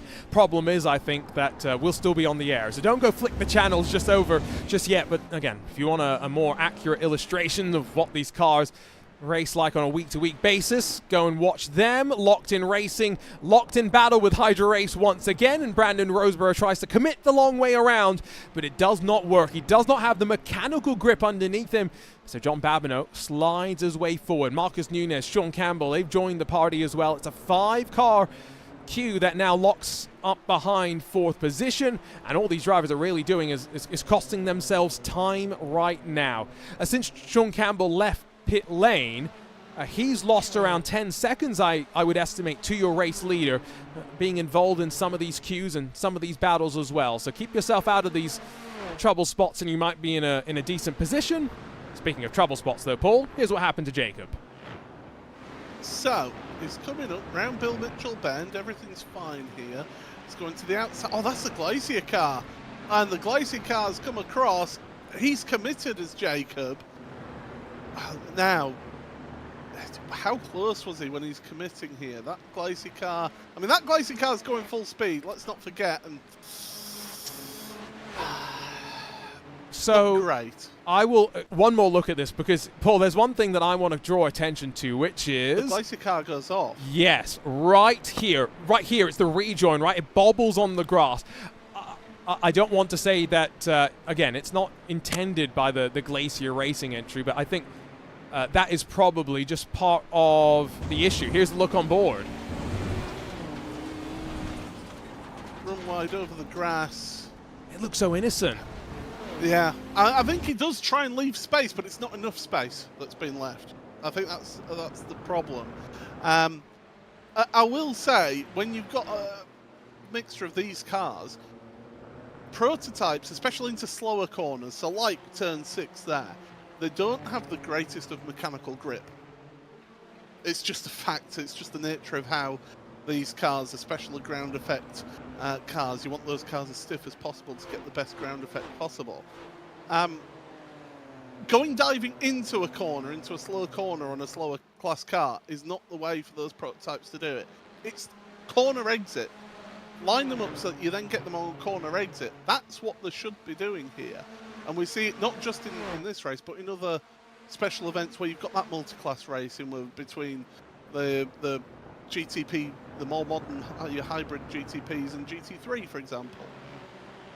Might see Marcos Nunez off to pit lane this time by. Oh, as in front of him, Brandon Roseborough's gone around, and somehow the traffic will go either side of him. The sea's parting like Moses. Nunez is off to pit lane as Roseborough gathers things up and has to regather his composure as well. Back off to turn 1. Sean Campbell's now being gifted 5th position, and Niels van Handel right behind his gearbox off to the opening corner. Change of underpants needed for several drivers there as well. That was a dramatic moment, to say the least. Let's have a look back at this one. So Bill Mitchell Bend claims a victim, and it's a tank slapper, and then nothing you can do there. Holds the brakes as best as he can, kept it as straight as he can, so the car was predictable. Didn't try sort of steering one way or the other, just kept it going, locked on the brakes in a straight line. Look at that tank slapper, away it goes. And that is pretty much how you behave. You don't try and get out of people's way, you be predictable. And Sean Campbell has actually let Niels van Handel slide past into 5 as well. So I think, again, it's that mentality, right? We're seeing fuel saving from Campbell, but it's also keep himself out of trouble. He lost positions on the race start, dropped as low as 12th at one point. But he's kept himself in contention, which is all you can really do. He's kind of helping Paul and I hammer home the point of what we more typically would want to see from the drivers, and Sean Campbell could be someone on strategy that at the end of this race we expect could be a contender. We might have some driver changes upcoming, by the way, because I have seen some drivers jumping into the session. So Aaron Lopez in the leading grid and go entry might be swapped out with Sven Haase in the next sequence of pit stops. I can tell you though that Jarno Kok, his teammate in the number 1, is doing this race solo and by himself. So inside the grid and go camp, some drivers electing, Paul, that 3 and a bit odd hours sounds like a good time in the Nissan. If I was the grid and go team boss, I'd encourage as many people as possible to do the race. So you could have as many grid and go cars at the front of the field as possible. That would really help the team. That'd be a heck of a photo, wouldn't it, if you had like 4 or 5 cars all at the front of the field together. That's a photo from the scrapbook. But yeah, they're certainly doing a good job. And Sven, I mean, Sven Haase is one of those, shall we say, divisive drivers. Mm-hmm. But you cannot deny how incredibly quick he is. When he is in the right frame of mind, unbelievably quick is Sven. It's just finding one of those days where he's actually in the right frame of mind. It's going to be interesting to see him with this, slightly different machine. We've often seen him, much like with Jarno, in sports cars, right? GT3 in particular. So add some downforce. He's in a different situation, which might actually help him, right? He's used to being the slower class. He's used to having to make way. Now he's the faster class. He understands, that pressure of always fearing, looking in the mirrors and being worried about prototypes. So maybe he'll be able to use it to his advantage. What I will say, Paul, is we've been so focused on some of those other storylines that we really have not looked at Aaron Lopez very much in the race leading entry. So he must have been navigating through traffic pretty well without any drama. He's kept himself for the most part out of trouble. We talked about 1 or 2 laps where he's lost some time. Looks like the right side of the car's got some light scrapes as well, but it's been a very solid, consistent effort so far from the leaders. I think that's more just the tyre and debris dirtying the side of the car. From what we're seeing here on this one, it's been pretty much perfect for that vehicle at the front. Look at the amount of gravel that's getting dragged onto the track down at the hurry downs. That could be an important matter for a few of our drivers later on into this race, because that debris does accumulate off of the racing line. Same with tyre rubber as well, so it does have an effect on the level of grip that the cars have if they do get that pickup on the tyres. But yeah, what a drive at the front at the moment. I mean, it's 38, going to be 39 laps led for Aaron Lopez.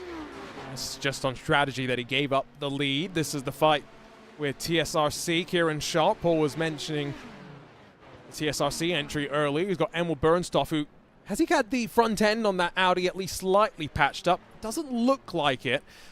He got that damage on the initial start of the race and has had to nurse that ever since. So he's been doing a pretty good job.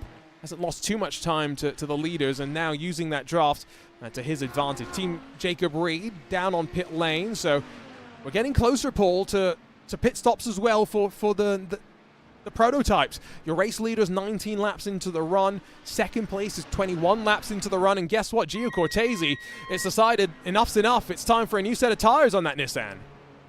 Yeah, pit stop time for the Obsidian vintage car. And they'll get themselves a new fresh set of boots. Will they get a fresh driver into the car as well? That's a big question in all of this. And through they go into their pit stall, and the number 8, well, they're doing it on their own, Gio Cortese, so it's going to be just fresh boots and a tank load of fuel for them. and maybe a quick trip to the bathroom if he's got enough time to do that. Although for 4 hours, you think these drivers have got to try and hold it as best as they can. If you need a quick bathroom break, well, the pit stops upcoming for these drivers give you a chance to look away without missing too much of the action. But hopefully you'll be back in time. After the pit stop cycle, we're going to show you that mini documentary about this Nissan that we're watching on our screen in front of us, the 1989 GTP ZX Turbo, about 10 minutes in length. Hopefully not too much action will be missed on track, but it is a must watch, and so we'll feature that. We'll feature the Audi slightly later on as well, but just to give you a bit of a tease of what will be to come here on the coverage. Back over to the GTOs though, Paul, as they go under that Corvette bridge. Lone Bobo Racing with that Glacier Racing entry now between them and second and third positions. Not breaking away, the gap slightly lying to the fact that draft is not being broken right now. But it's the first time, I think, today that we've seen that number 11 looking so confident at the front of the field. Yeah, it's been loitering around about that 1 second mark between first and second place. The thing is, though, that with that Glacier car, I mean, you mentioned it, qualified third in class. Okay, got involved in the shenanigans on lap 1. But it's got the pace of the leaders, has that Glacier car. So even though it's a lap down, the leaders aren't losing any time through all of this. If you're Glacier, you're wanting to eventually get yourself unlapped so that if something does happen to one of these three drivers, you can hopefully make your way forward in this final part of the race. But lap 44 for your overall race leaders, you're lap 37. About to start lap 38 for these Audis. We talked about their boxy shape, so distinctive. And a machine that has so many unique noises that iRacing did a great job of replicating. That is one thing that I think in general, so many unique cars have so many unique sounds, and that is one thing that sim racing can do such a great job of capturing for us, just to be able to listen to these engines being run at full tilt. Now, often, if you do go and watch historic racing, you know, you might be lucky enough to hear a car turned up to full wick, but will it be the original engine? Maybe not. And in the case of certain festivals and stuff, I was at Wrenchbolt Reunion a couple of years ago, Paul, and they were running the current Porsche 963, but without its hybrid turned on. So, you know, it sounded a bit different from the sounds that it would normally make on a race weekend. I used to marshal rallying, forest rallying and single venue rallying in the UK here. And we used to do a lot of the historic rally championships. And one of the cars that was in there was Steve Perez's Lancia Stratos, which had the Ferrari V6 engine, and it was properly the Ferrari V6 engine. A lot of the Stratos that have been used in rallying more recently had a replacement engine. You got the full effect on that car, and my goodness, you could hear that echoing through the forest for a good minute and a half before it actually came to you. It was glorious, and it's just one of those things. How scary. It's just one of those things that you get with historic events that you can see. I mean, I'm still waiting for iRacing to have a word with Ferrari and get the Ferrari 412 for a Formula 1 car. Please. V12 engine. Please. I mean, there's so many historic cars that I really wish iRacing would add.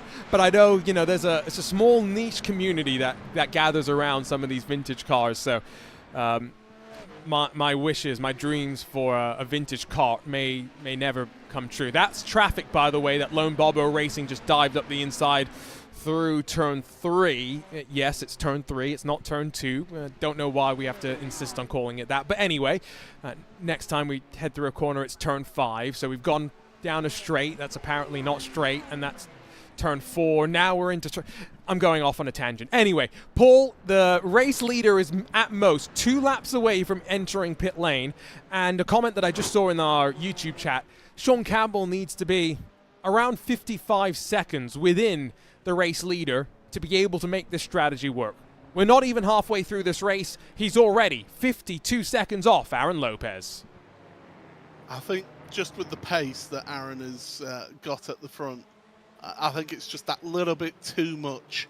So I think that this strategy just might not work for Sean Campbell. But never say never. And there is still a long way to go in this race. So Sean, he'll still be working this one, and he'll be still trying to get this strategy to work. But right now, I just don't think it's quite working out as planned. Curious if this was a strategy that he had to shift to after, you know, dropping on that race start, or was it something that he'd always planned on doing, but just, you know, the nature of fuel saving is you're lifting off very early into corners, right? And so at the start of the race, maybe just compromised a little bit too much, allowed a few too many sends from his fellow competitors, and that's what's put him in this position. But ultimately, Campbell is a driver that I've commentated on in basically every car that you can think of on iRacing. I've seen him in a Lotus 79. I've seen him in the modern prototypes in the IMSA Esports Global Championship. I've seen him in a GTD car in the IMSA Esports Global Championship as well. He is one of those adaptable talents that just likes the challenge of jumping between race cars, which kudos to those that can do it. I struggle to wrap my head around one single car, let alone all the different nuances that make up different race cars. Oh, that was a nervous moment for Niels van Handel out of the final corner. Oh, and that's what that Nissan can do to you. It really can. And yeah, that was a big heart in mouth moment, but yeah, able to carry on. But yeah, Niels would have had his heart in his mouth at that point, thinking, no, please don't, please don't. Here we go, on board. How bad does it look from here? Onto the brakes, through turn 14, onto the power, and the back end was already... Do you know what? That looked really calm from inside the car. Didn't look that way outside. Nope, it looked a lot more frenetic from the off-board camera angle that we had. The hands very, very calm, and maybe that's what you need to save it in moments like that. Although that line through turn 5 looked like he was a bit too quick on entry, but able to carry that speed pretty impressively through the corner. So Lopez into pit lane, as expected at the end of lap 23 for him. And there is Jarno Kok, currently sat in second. Love the flames, as I mentioned on the car for the number 1. Is he going to come into pit lane at what would be the end of 22 laps for him? He did have a slightly longer pit stop last time around. Just got caught up behind our GTO leaders there, but did the right thing, just backed out of it into Canada corner and showed patience. That, again, is showing what the difference between the top drivers and who regularly race these top splits compared to some others who don't maybe know the intricacies of multi-class racing. So Sven Hasse jumps into the number 2 car, so change of driver, and I tell you what, I think Aaron has done a sterling job at the front, and yeah, deserves that little bit of a break. And will it be a break to the end of the race? We're not quite at half distance, but we are near that point for sure. Next pit stop takes us just past the halfway mark for these Nissans. So will Sven stay to the end? Will Aaron jump back in? Or questions to be answered towards the checkered flag. There is the race leader. And with seemingly the rest of the field into pit lane, just the number 1 and the 70, and I'm assuming Beast Racing that are going to go long in this particular phase of the race. Sven Haas is off and away, and once again, clean air for him to get back up to speed. Yeah, I think Beast Racing have still got about 3 laps or so in them in this one, but they're not really a competitor at the front of the field, but could come a little bit up the order towards the end, maybe getting ahead of Obsidian by the end of the race if they can keep that sort of gap that they've got right now for Beast. But certainly we're expecting Sean Campbell to go that little bit longer. We've been seeing from him, but the 69, well, I say 69, it's number 1 car. And yes, I did see Grid and Go commenting on the Twitch chat as well when I called them out for the wrong car numbers. Yeah, the Grid and Go car at the front of the field, peels off to the right-hand side, up into pit road. There's one advantage about this hill, though, at Road America, is when you're coming onto pit road, you can brake that little bit later to the pit lane speed limit. What you call an advantage, I call lulling drivers into a speeding penalty, because you always think it's going to help you a bit more than it will. I have unfortunately found that out the hard way. But yes, agree with you. You commit more, gravity works in your favor. In NTT IndyCar Series, as I mentioned slightly earlier, they have a multi-stage pit entry where you actually slow down first to one speed and then to another. Cock hits his marks. He's doing this race solo, so no driver change for him. Sean Campbell continuing to run out there on track. He is also doing this race solo, so there is going to be no driver change in the number 70. So Sven Haase now back to what is second on the road. You are right, Paul, that I think Beast Racing probably have another 3 laps left in them, but they are fighting a slightly different battle to what the grid and go machines are at the front of the field with this longer strategy of theirs. There could, though, still be the very high potential for a good top 10 finish for Jack Wells in this 13. He's sharing the machine with Henrik Schweiberg, who I did see in the chat earlier saying that Jack is a fuel-saving machine. And showing as much as well, isn't he? He's doing a sterling job. There goes the number 1 car, then out of pit road. But yeah, that Beast Racing car, Jack Wells, yeah, he's got the lightest of touches in the throttle compared to someone like myself. Whenever I did one of these special events, it's been a few years since I've actually done a special event, people would always complain about my fuel usage. And it's not my fault that I've got a foot made of lead. So, yeah, it's how it is, unfortunately. Well, the book of racing driver excuses, I'm sure we've all got our own. Fuel save. Well, I mean, if we want to hear the full racing driver book of excuses, well, I'll tell you now. Actually, through years of rugby, I damaged the ligaments in my ankles that many times that sometimes I can be, like, for example, the Dottinger along there, and I'll look down at the throttle trace, and my throttle isn't quite at 100%. It's damaged that much that you can't actually tell when you're at full throttle or not. Gotcha. See, I have to do something similar during the Daytona 500, but that's not, unfortunately, because I've got a physical thing. That's just mainly because I get so bored during that race, Paul, that, you know, you'll get to the end of you're 400 miles in, and suddenly you're looking at your right foot. I thought I was full throttle. No, I'm not.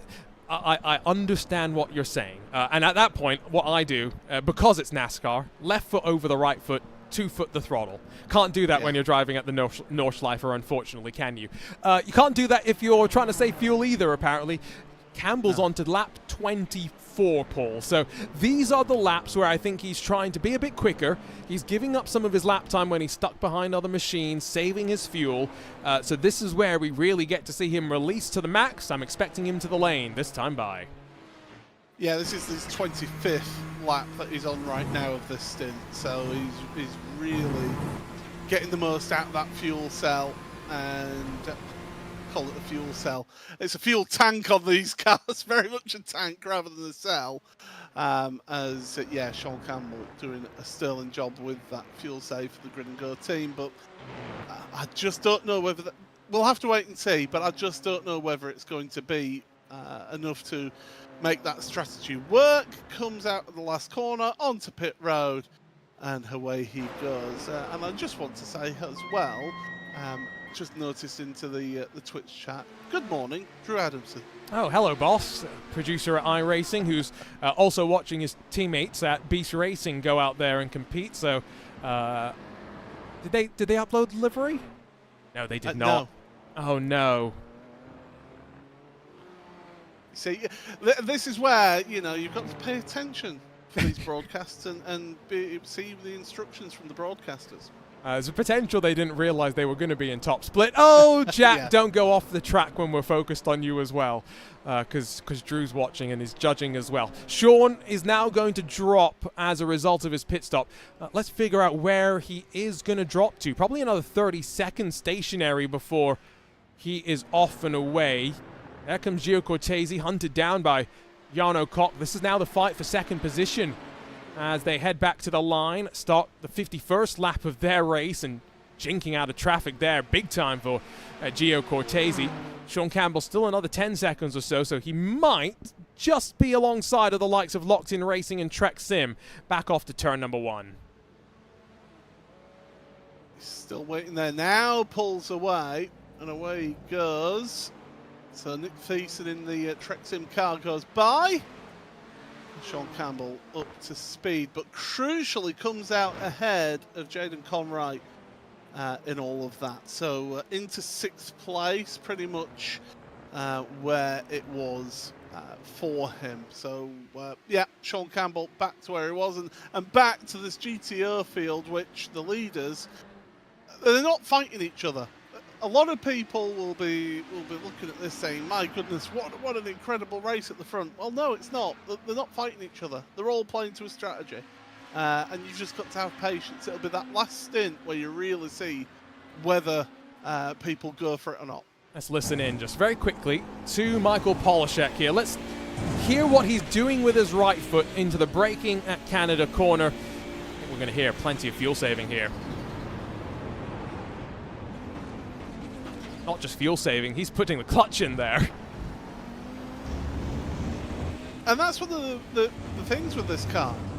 It's a 3-pedal car. Unlike a lot of modern motorsport machinery where it's just a 2-pedal car, this is a 3-pedal car, so you have the physical ability to be able to put the clutch in and to do that. I'm sure race engineers around the world would be looking at that going, we'd rather you didn't do that just in case you over-revved the car.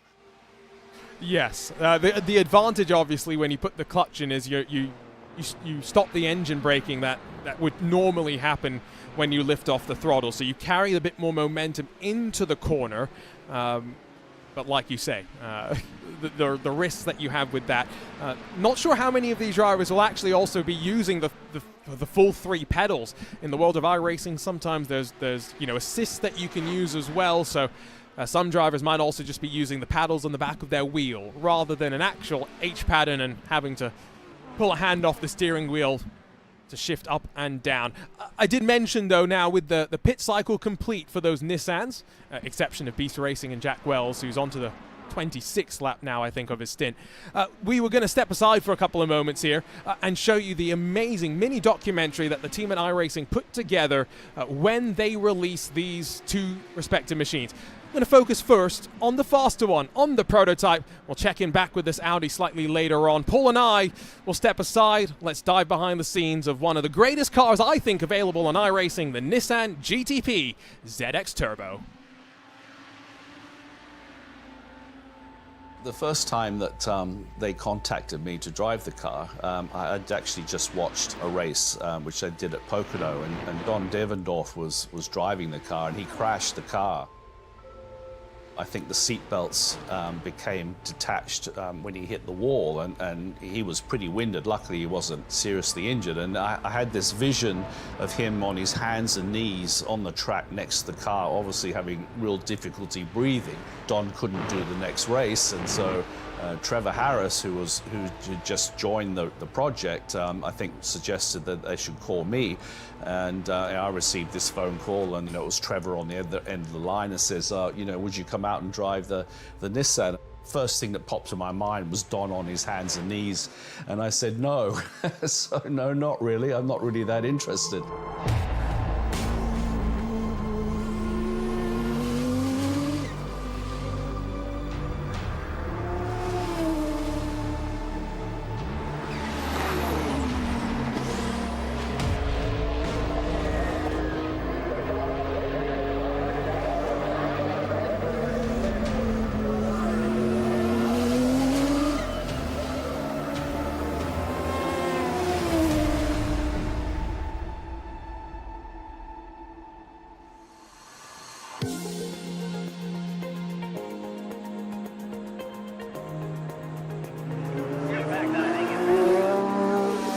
back at Sears Point, Jeff Brabham leads the race, and with a first or second place by either he or teammate Chip Robinson, Nissan will clinch that long-awaited and much sought-after Manufacturers Championship. Over the years, this car has taken a beating.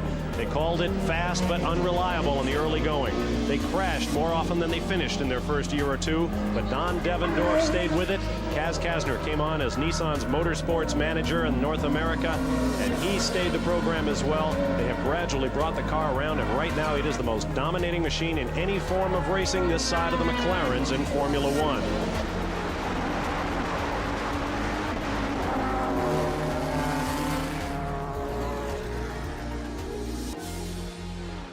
With my dad, you know, he's three-time world champion. He won the championship in a car that bared his name. At that particular time, they were the biggest racing car manufacturer in the world. He was just an inspiration, I think, for me. When I was growing up, I used to go to all the races with him, and I just wanted to really try and make a career out of being a race driver myself, which I managed to do. It's kind of cool to be part of that whole family legacy, I suppose.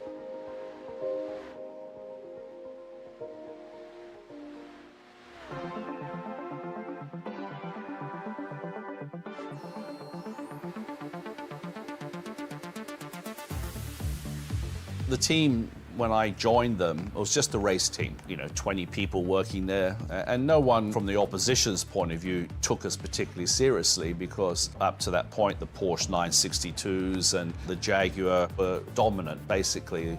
We made quite significant changes to the team and the car. The Trevor Harris designed chassis came on board in '88. We switched from Bridgestones to Goodyear tires. IMSA did us a really big favor by putting restrictors on the turbos.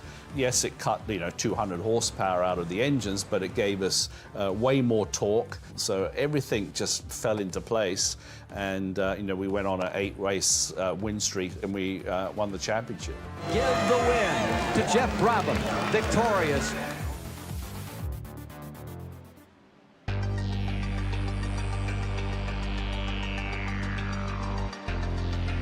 Now, once again, you were aboard with Jeff Brabham.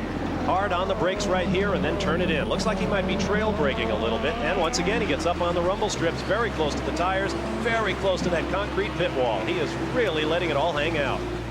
In '89, we had a little bit more opposition in the sense that Jaguars changed over from their V12 and they brought their own V6 turbo engine in. Toyotas were starting to get their act together. Porsche 962 at that time kind of faded away. They weren't able to keep up. The GTP Nissan, how it drove for me was just like a normal race car. That was the strong point about the car. I was never conscious of having to baby it before the tires came up to temperature. I mean, basically, every time I drove out of the pits, I was on it. When you jol on the throttle, it just went. We had no issues at all ever about putting power down to the ground. The car was absolutely a rocket ship.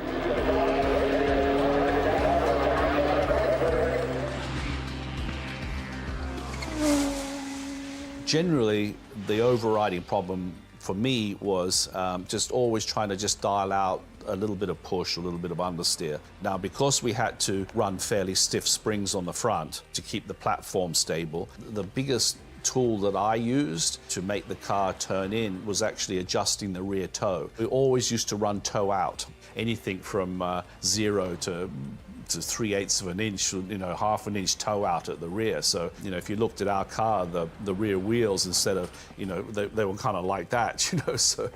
There is the second place car, Jeff Brabham, the defending Camel GT champion, who has closed up now on Cobb. Cobb set a blistering pace early on, but now you can see the gap is about 10 car lengths.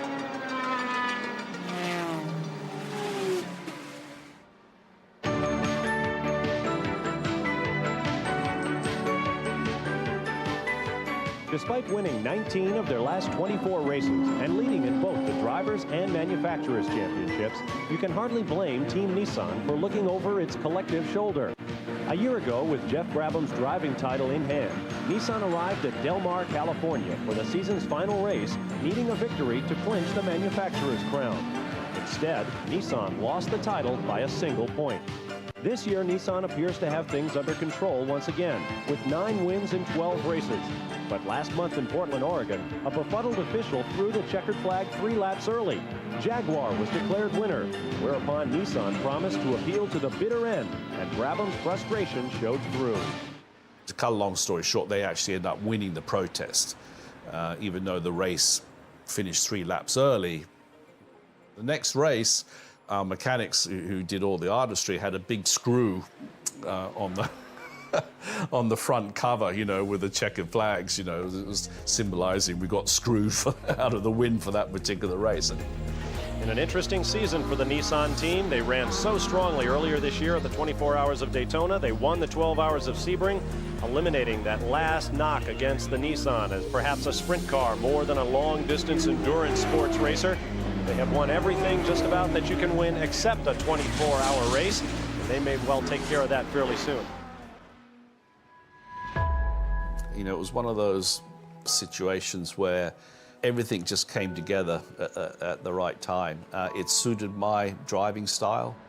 For me, looking back on my career, it's definitely probably my favorite car, you know, because we won so many races and we went through so much together. It will always be dear to my heart.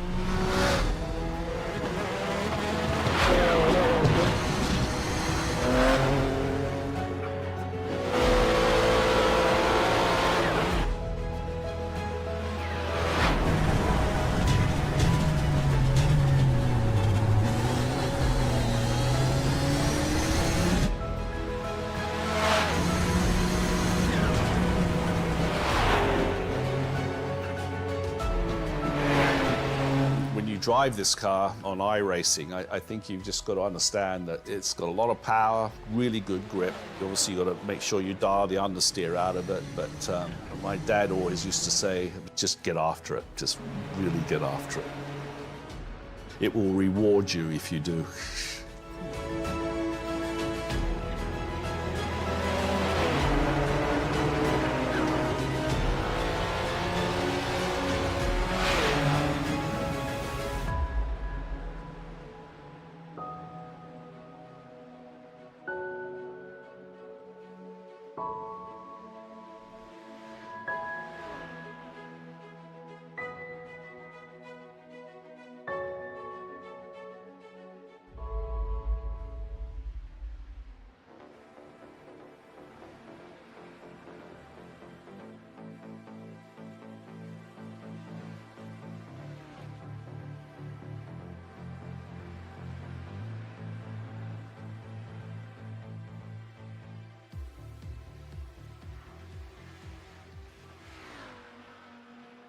A great dive into a great car with some personalities behind the scenes. A really impressive project from iRacing, and we'll check out a similar video on the Audi later on today. Arjuna Kankipati alongside of Paul Smith, though, in the commentary booth. And Paul, 58 laps in. We're about half distance in this iRacing Road America 500 for 2025. And in terms of GTP in that Nissan, we've got a dominant race leader. Sven Haas has taken over from Aaron Lopez and picks right up from where his teammate left off. 30 seconds clear of the rest of the field. But at least in the Audis, we do have some intrigue. It's still 3 cars fighting at the front. Yeah, those Audis are giving us a really close fight at the front. Oh my goodness, car go flying off into the gravel there at the carousel. Yeah, that's a suboptimal line there. For that car, then the 111, the Gabri Martinez GMF team car. So yeah, not the best line. But these Audis, they've been close together all race long, and it's all going to be coming down to who can do what, where, when with the strategy play right now. And here's what happens when you try and go a little bit too quick through the carousel, running out wide. He apparently still had some downforce even on the gravel, so that worked out quite nicely. Now this is Javier Soto, who off the track tries to slow down, and then because of the traffic, how it played out, gets ran into from an Audi. Not often you see that. That was odd, was that one. That really Yeah. was odd. Javier, who of course we know very well, yeah, just almost as if he had some kind of problem or something like that, or something had happened and he needed to get stopped as soon as possible. It's just unfortunately the Audi wasn't anticipating that. And why would you? You normally wouldn't anticipate a car be slowing down there. So we got this 3-horse fight with some lap traffic. Let's not forget that's the Audi that you see up the inside having a look. That's the 42. Glacier Racing's Joni Hagner. They started third, but they were tangled up in what was a rather hellacious and unnecessary incident at the start of the race. I'll show you some replays in a few moments' time. But GTP, we still do have a 3-way battle between Trek Sim, Grid and Go, and Den Competition. Now, if you're just joining us, Grid and Go's number 70, Sean Campbell, is one of the few drivers who's on a slightly different strategy, Paul, saving a lot more fuel than the competitors around them.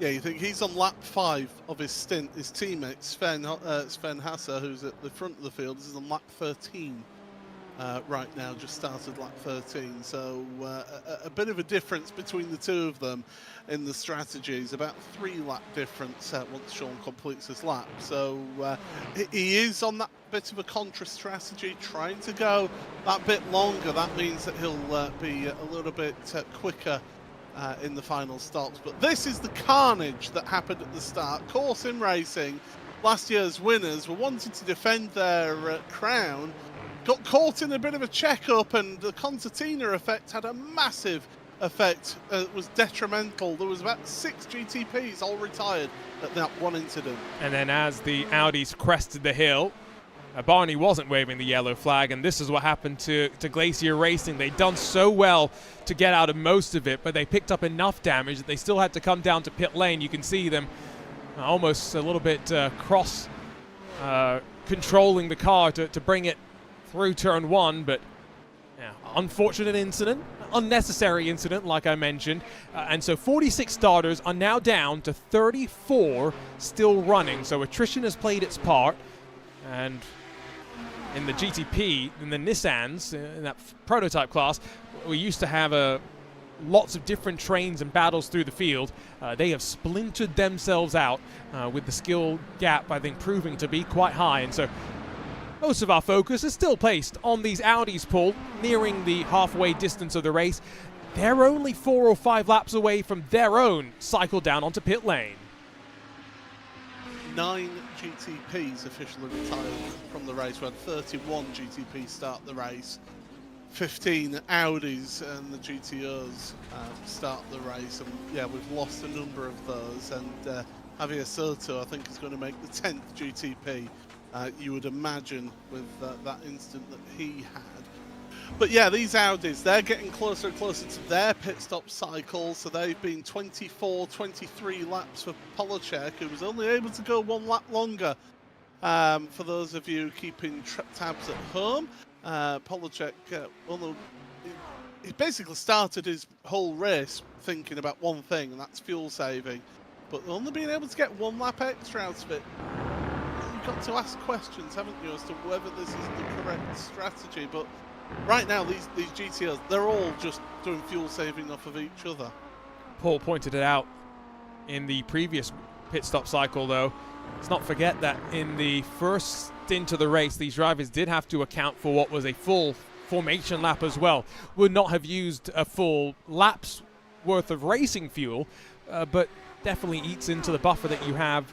It's a long lap, 4 odd miles, let's not forget. So even getting that 1 extra lap, it's hard to then save another 4 miles worth of fuel unless you have the ability to really ratchet up the saving. Michael Polacek has run 3rd in line for the majority of the race, which is seemingly where he feels comfortable placing his machine. Let's go back over, though, to fight for 2nd in GTP. Jarno Cox closing on Gio Cortese once again. And these 2 drivers also very offset from their pit stop battles. We expect Gio Cortese in within the next 5 laps, I would say, or so, Paul. Jarno Cox not in for another 10 laps. Yeah, absolutely.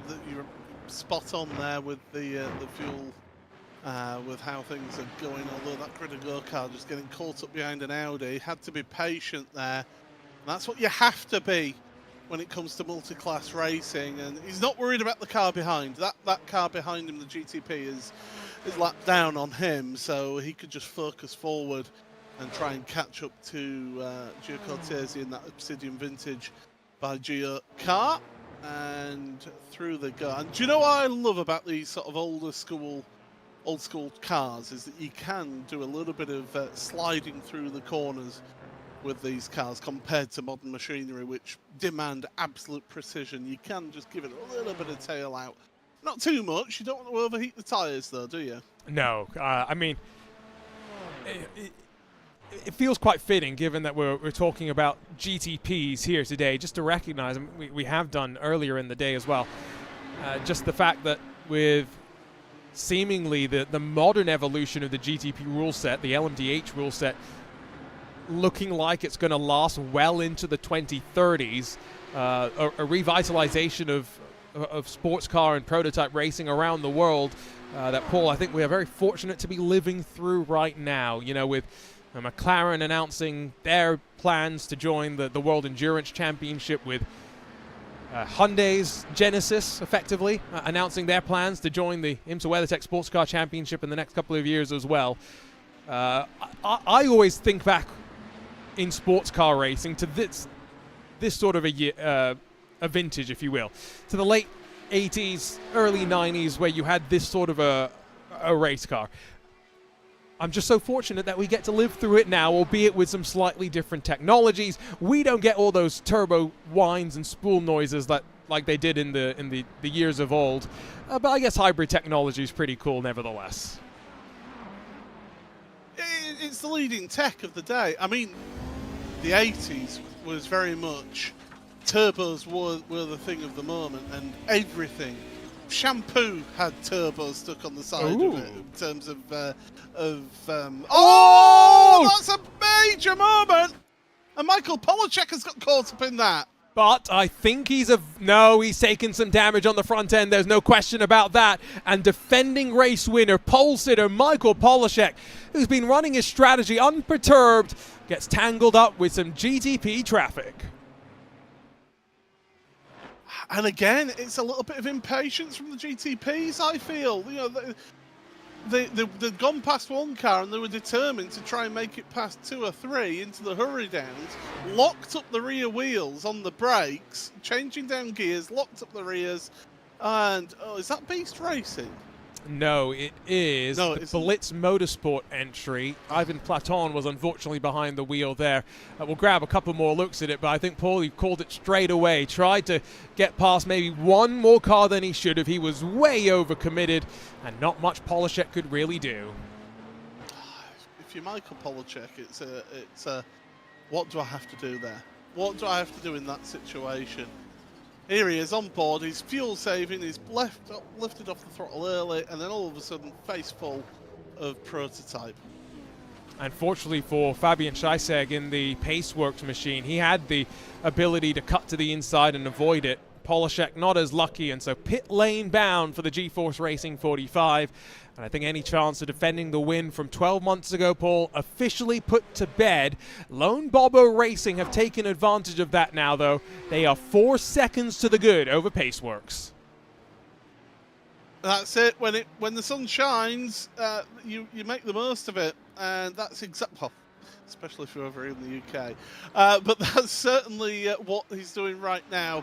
Is Bogdan Moldovan, so doing a good job at the front of the field, but do not write off this second place car of Paceworks Esports, because Fabian Scheisseg should have the ability to get back up to that race leading car. So now this is where it becomes the game of cat and mouse. We are also, by the way, past halfway. Michael Polacek is officially a DNF in this event. So hearts go out to the defending race winner. That is the cruelty of motorsport, and we've been touching on the traffic and its impact plenty today. I have no doubt there's going to be plenty of conversations had after the fact as well. Den competition, by the way. Andre Castro takes back over from Jaden Conright. Marcos Nunez is also into pit lane in the GTP category. Like we said, we are not far away from these drivers having to cycle their way through another pit stop window, and it will be led by Gio Cortese in a handful of laps in that Obsidian vintage machine. We have lost Jacob Reed as well. He's pulled onto pit road and decided to retire the car. So that's another GTP out of the race as well. I mean, you think to the first stint, Jacob Reed was looking like a real contender, wasn't he, at this race? And just a series of unfortunate events have led to his demise here in this race. There comes Lone Bobo Racing. Bogdan Moldovan hits his marks, and he's going to stay behind the wheel of that car. So taking back the lead is Paceworks. We'll cycle back around in a few laps' time. That's Gio Cortese, who's had a bobble, I think, out through turn 1. Around the outside, that's some lap traffic that takes advantage. Now here comes Jarno Koch, and this is where it gets tricky, because that lap traffic as well is part of the equation. They're squeezing each other. They're 3 wide under the bridge and down to the braking zone of turn 5. Cortese is on the outside. Koch's pinched, and look how much the Obsidian machine tries to sweep its momentum through the corner. Oh! Contact with all 3 of them. The lapped car's into the wall. That's Marcos Nunez, unfortunately. But luck's on his side. The front end magically reappears. Marcos Nunez, I was about to say, was a very smart driver there and saying, I'm a lap down, I'm getting out of this one. You two have the inevitable crash. The unfortunate thing then is that he got caught up in the inevitable crash in all of that. That was 2 drivers showing that neither will blink. And Obsidian couldn't go together. Look at it from on board then, the lap car. Those 2 in front, I just felt that they were always going to come together. There's the contact to corner exit, and then bang. I think that's Jarno just trying to open up the steering and wash out wide and close off any opportunity. Is that Gio Cortese going slow? It might be. Is there damage on the car that's maybe a bit more significant than we... He's back up to speed now, I think, through Bill Mitchell Bend, but yeah. That is going to probably see his stint come to an end. Is he going to come to pit lane? In front of him, Nunez is off the track. So there was definitely more damage on the Fiercely Forward machine as the klaxon goes off to signal car down onto pit lane. And Marcos Nunez ended up taking the tow. Well, at least he didn't have far to tow, to be fair. That would be the world's longest tow in the great scheme of things. But yeah, that was all a bit ugly. It was bowling shoe ugly, to quote Jim Ross. Oh, that's a nice one. Coming after WrestleMania as well. We probably should have slipped a few more wrestling-themed quotes in here and there. Would have made some of our team at RaceSpot TV very happy. Well, if that's the case, so far this race has been a disappointment, much like WrestleMania 41. You and Dane Baird are going to have to get a room after this to debate that one. There is another time slot, let's not forget. I just saw someone in our chat saying that they are getting ready to run in an hour and 30 minutes. We wish you the best of luck for your race, and we hope that you avoid some of the incidents that we've seen so far. Again, this can happen in any split of iRacing. It's just unfortunate that we've been able to put the microscope down on some of these particular highlights, if you will. Paul, you mentioned a highlight of the special event calendar. Next month is obviously about ovals, month of May, a trip to the Coke 600, but a new special event enters the equation in June. It's the 4 hours at Thruxton, which I know you're looking forward to. Yeah, I know in my look I won't be able to compete in it because they'll have me working on it, seeing as I'm the touring car guy. Yeah, I'm really looking forward to that. I'll be honest with you, I wouldn't have thought that would have been the perfect venue for an endurance race with TCRs, but you can have some really, really good racing around there, and I think it'll be a great event, that is for sure. And a lot of people who don't know Thruxton, it's the fastest circuit in the UK, and it's effectively like a big oval. It's sort of around the exterior perimeter road of an active airfield. It is actually an active airfield still, is Thruxton. So it is an incredibly fun track to run around, and it's a challenge as well for a lot of people. And certainly I'm looking forward to it. I did not realize exactly how quick it was until you and I commentated there. in the Porsche Esports Super Cup not a handful of weeks ago. So yeah, I think that's going to be an interesting one. And we talk about some of the incidents we've seen today. Incidents could be quite interesting with traffic there, even within that TCR class. So GTO leader into pit lane once again. So Paceworks Esports, the 182 hits its marks. We're watching the 11, which hit it a couple of laps ago. Back up to speed, tires up to temperature as well. And it was a 47-second pit stop. So 47.9 for the 182. It's second longer in the pit lane, but not the worst thing in the world, Paul. Let's see what the margin's going to be off the pit exit. Yeah, get that that pit cone. Here comes Bogdan down the pit straight. There you see him on the right. And to the lead once again for the Lone Bobo Racing. Of course, Bogdan Moldovan is racing this one on his own, which anybody just joining us who's thinking, hang on a second, you can't do one of these team events on your own. Well, this one you can. So, yeah, we've seen a lot of drivers and a lot of teams with a solo entry of driver, and it's quite the challenge. I think it's a bit more doable from my perspective in the Audi compared to the GTP, the Nissan. And that Nissan's got some rear right damage from that instant earlier on. Jarno was doing this race solo, but I agree with you. The nature of the car, it's so much more wild and untamed that it is an issue now. Bogdan has lost some time. So we jumped to see Jarno in pit lane only to miss potentially an issue, a mistake. I'm not quite sure what it could be for that number 11, but I'm sure the replay machine, which never misses anything, benefit of being in the sim racing world, will tell us a little bit more, Paul. Lap traffic. Oh, that's Audi on Audi violence there as well. I know they build them strong, do Audi, but that... I mean, Bogdan, he's coming from a mile off, quite frankly. That's a mile off. He's coming a lot faster than that car that he's up against. And he's throwing it to the inside, and Steen Ledger... Oh, well, Steen Ledger is a driver I know from Zurich car racing as well. He's innocently turned in because that number 11 car was so far back that you wouldn't expect them to make the move. Yeah, Steen is not a slow driver by any means. So as he heads off to pit lane, I think, deal with some of the damage on the car. 25 laps on the stint as well, so he is due to pit lane. We've got a battle. Wheel to wheel for the race lead, and he'll pop to the inside, will the 11.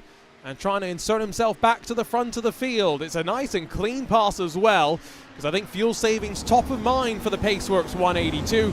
This is a race, Paul, that's going to get won and lost in that final pit stop cycle on the run to the checkered flag. Certainly is. Lap 69 of the race. I tell you what is nice for the Glacier Racing team is that they've actually been able to get ahead now of the leaders in class. So they're on the lead lap. I know you're not going to have a safety car bunch everything up, but it shows how they got involved in that instant at the very start of the race. They had to take repairs, which put them a lap down. They're now ahead of those leaders. They're on the lead lap in class. What can they do from here to push on and maybe try and get one or two, salvage some places, perhaps? See a question in our iRacing Esports Network chat. How do you pick what time you broadcast? Well, it's quite simple for the endurance special events, if I'm honest. 12 p.m. UTC, Saturdays. That is the time slot that we do. Now, there may be some rare occasions that we mix things up. So sometimes for the Bathurst 1000, yeah, but Paul read my mind. We have done the Australian time slot for that, but quite interestingly, actually, because Australia has got plenty of their own private Bathurst 1000s, including a quite prestigious one that runs usually on the same weekend as the iRacing one. The official iRacing Bathurst 1000 usually isn't actually as populated on the Australian time slots as you'd think it would be. So sometimes we do the Australian, sometimes we do the European time slot, but typically it's pretty simple. NASCAR, Friday, 6 p.m. Pacific, 9 p.m. Eastern. I think that's our typical time slot for the Open. Sometimes we'll do fixed, which is, I think, Thursday night instead. That's basically dependent on when we can get Evan Pasoko, because let's be honest, you want the voice of eNASCAR, we want the voice of eNASCAR, and so we make sure to try and get Evan wherever we can. And then anything that's not done by RaceSpot, it's up to the team at iRacing, but it's usually pretty simple as well. Super sessions are 6 p.m. on a Saturday. iRacing Indy 500 is 6 p.m. Pacific, I should say. iRacing Indy 500 is 1 p.m. Eastern. I'm just rattling off random times at this point, Paul. Basically, there's set times. Go to the forum, and hopefully you'll be able to find some more things. Forums.iracing.com. And we, to be fair, we usually sort of announce as well in the RaceSpot if we're doing one of these events, we usually announce in the week prior to it which race that we are doing, which race we are covering, which time slot as well. So yeah, definitely as Glacier actually drop a lap once again to the leaders as GTP's working their way through. Paceworks have dropped some time now to Lone Bobo Racing, so back to the front of GTO. Steen Ledger has said in the RaceSpot chat, by the way, that it scared him. Did the car flying to the inside, this race leading GTO to the inside of turn number 5, that caught him out. There was language used that we can't repeat on Yes. air. So Paul was trying to navigate his way around that very successfully. But I think you can imagine some of the words that were probably being used. It is a 62-second lead at the front of the GTP field, by the way. We were thinking that it needed to be closer to around 60-ish seconds. 55 seconds it was. Well, yeah. I think it was 55 seconds at that point of the race. I think we're now getting to the point where it's probably closer to the 65-second, 70-second bracket. And I think ideally you want to be within 80 seconds of the leader before that final pit stop sequence, if my math is correct, which, let's be honest, not usually right. Well, do you know what? So David Addison, I was working with him on the Rafa Racing Club Porsche Esports Carrera Cup Great Britain. Easy for me to say. And I mentioned about how you never trust the commentator's maths, and he took offence to that. Well, I mean, yeah. I says, to be fair, David, we're trying to do 3 things at once. Yes. So. Well, what I've just learned is that David Addison must have a PhD in mathematics, because he really trusts his math more than I do. And I studied computer science, which means that I got forced to do a bunch of math classes that I didn't learn anything in, except how to pass the class, if you understand what I mean. Anyway, pit stop for your race leader as Sven Haase hits his marks. In fact, he might hold on to the lead in a couple of laps when Sean Campbell heads back down to pit. He will retain the lead, but his lead is so significant, it's not far away from him being that far in front that maybe the next pit stop sequence, which would be the final one, will come back out in front if the gap continues at this trajectory. Brandon Roseborough is in, though. 23 laps on the stint for him. Steen thanking me, by the way, for de-Australian in his language. I've had an Australian teammate, and it gets rather blue when things happen. I know. Yes, Hydra Race, GD6 Racing, onto pit road then. I mean, the job that Grid and Go have done with that number 2 car has just been incredible. And so, yeah, basically, Sean Campbell, I don't see him going for a race win. Podium, we'll have to wait and see if he can do that, though, because I do think that is a bit more likely, in my opinion. I think he's got that almost wrapped up, in my opinion, at this point. 72 laps into this race. Still plenty of time for me to be proven wrong. 7/10 the margin back with your GTO leader, so Paceworks have really compressed that margin back up to Lone Bobo after traffic broke them up very slightly. Schedule, by the way, for those special events in May, I was just going and confirming before I spoke out of turn. The iRacing Fixed 500 is going to be the first thing to look forward to. That's going to be happening May 10th and 11th, qualifying to run May 5th through the 9th. Remember, qualifying takes place every hour. You get your one attempt to get your 4-lap average qualifying run in. And then on May 12th, the qualifying opens for the iRacing Indy 500 with its open setup version. That race to take place across the weekend of May 17th to the 18th. And then the Coke 600 is the following week. So May 19th through the 26th, you can enjoy 600 miles at Charlotte, which means that, Paul, technically, if you wanted to do all the time slots of all the Indy 500s and all the Coke 600s, I'm pretty sure you'd be able to run in excess of 10,000 miles. I think I've got better things to do for myself. It will be close to 10,000 miles. I didn't do the exact math, but it's roughly around there. Yeah, that's that would take a special type of person to do that. That's for sure. The month of May is such a magical time in the world of motorsport, and it is one of those big sort of months that you start circling in the calendar of, right, let's plan my my time around these events. I mean, we've already had the practice session started, haven't we, at Indianapolis this week? Mm-hmm. So we're already starting practicing for the event. So yeah, I'm looking forward to it. And do you know what? In the UK, we've actually had live coverage of those practice sessions as well. On TV or just YouTube, are you meaning? Oh, just YouTube. Okay, yeah. No, it was good when we finally got the open test underway on day one. Some technical issues that can inflict both the real and virtual worlds held up proceedings momentarily, but great to hear Alan Bestwick and James Hinchcliffe in the booth. Open test, that was a moment for your race leader, just had to delay the turn-in momentarily.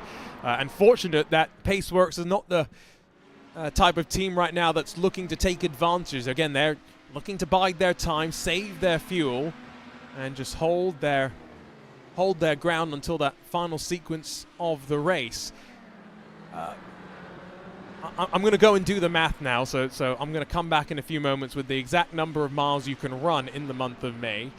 Paul, we're doing just 500 miles here, which means, just under 4 hours or so.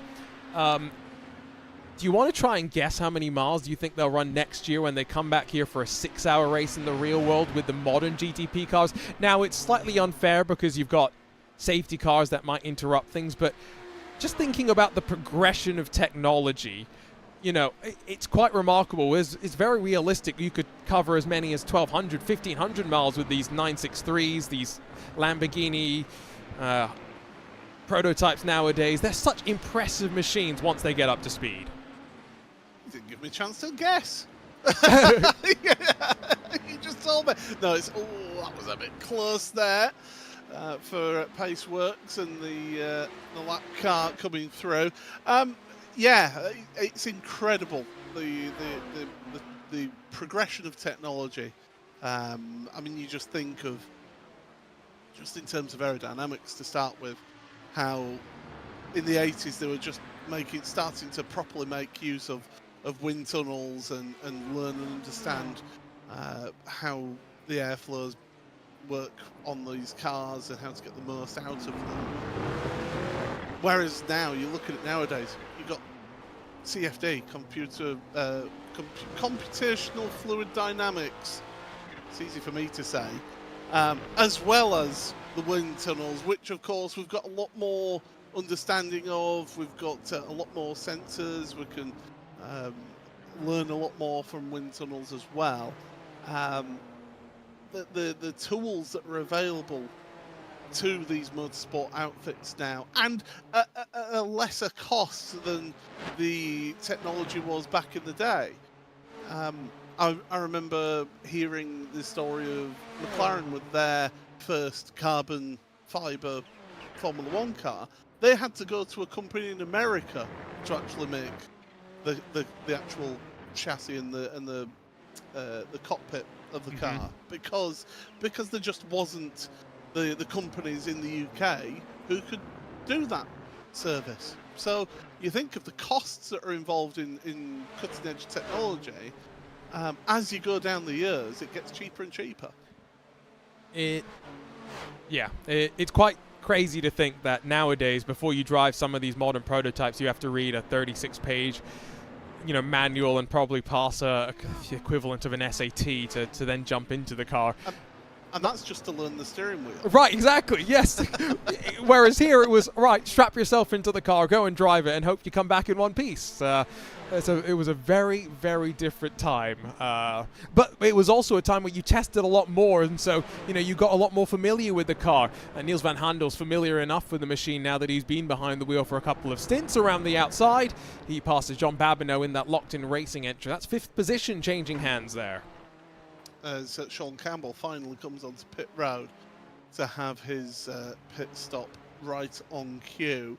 One story I heard, it's not from these cars, but from the early 90s, before there was telemetry recording in saloon car racing in the UK, in British Touring Car Championship. Some of the drivers, because they were still using H-pattern gearboxes, if they accidentally over-revved the car, say in a practice session, they'd loosen the seat belts and hit the rev counter reset for the needle that showed the maximum revs that it had pulled. Oh no. And then just give it a little rev to get it up to where it should be before they headed into pit road and go, yeah, no, absolutely, it's a dream. And the engineers wouldn't know. Oh, the days before telemetry. It's quite crazy. I'm commentating on the Prodigy Racing League, which is where drivers get data for all their other competitors, and it's just crazy to even think about, right? They don't just get SMT data like they have in NASCAR, for example, where you do get a decent amount of insight into what the rest of your competitors are doing, but they get setup sheets and stuff, and it reminds me a little bit of Paul when I first started sim racing.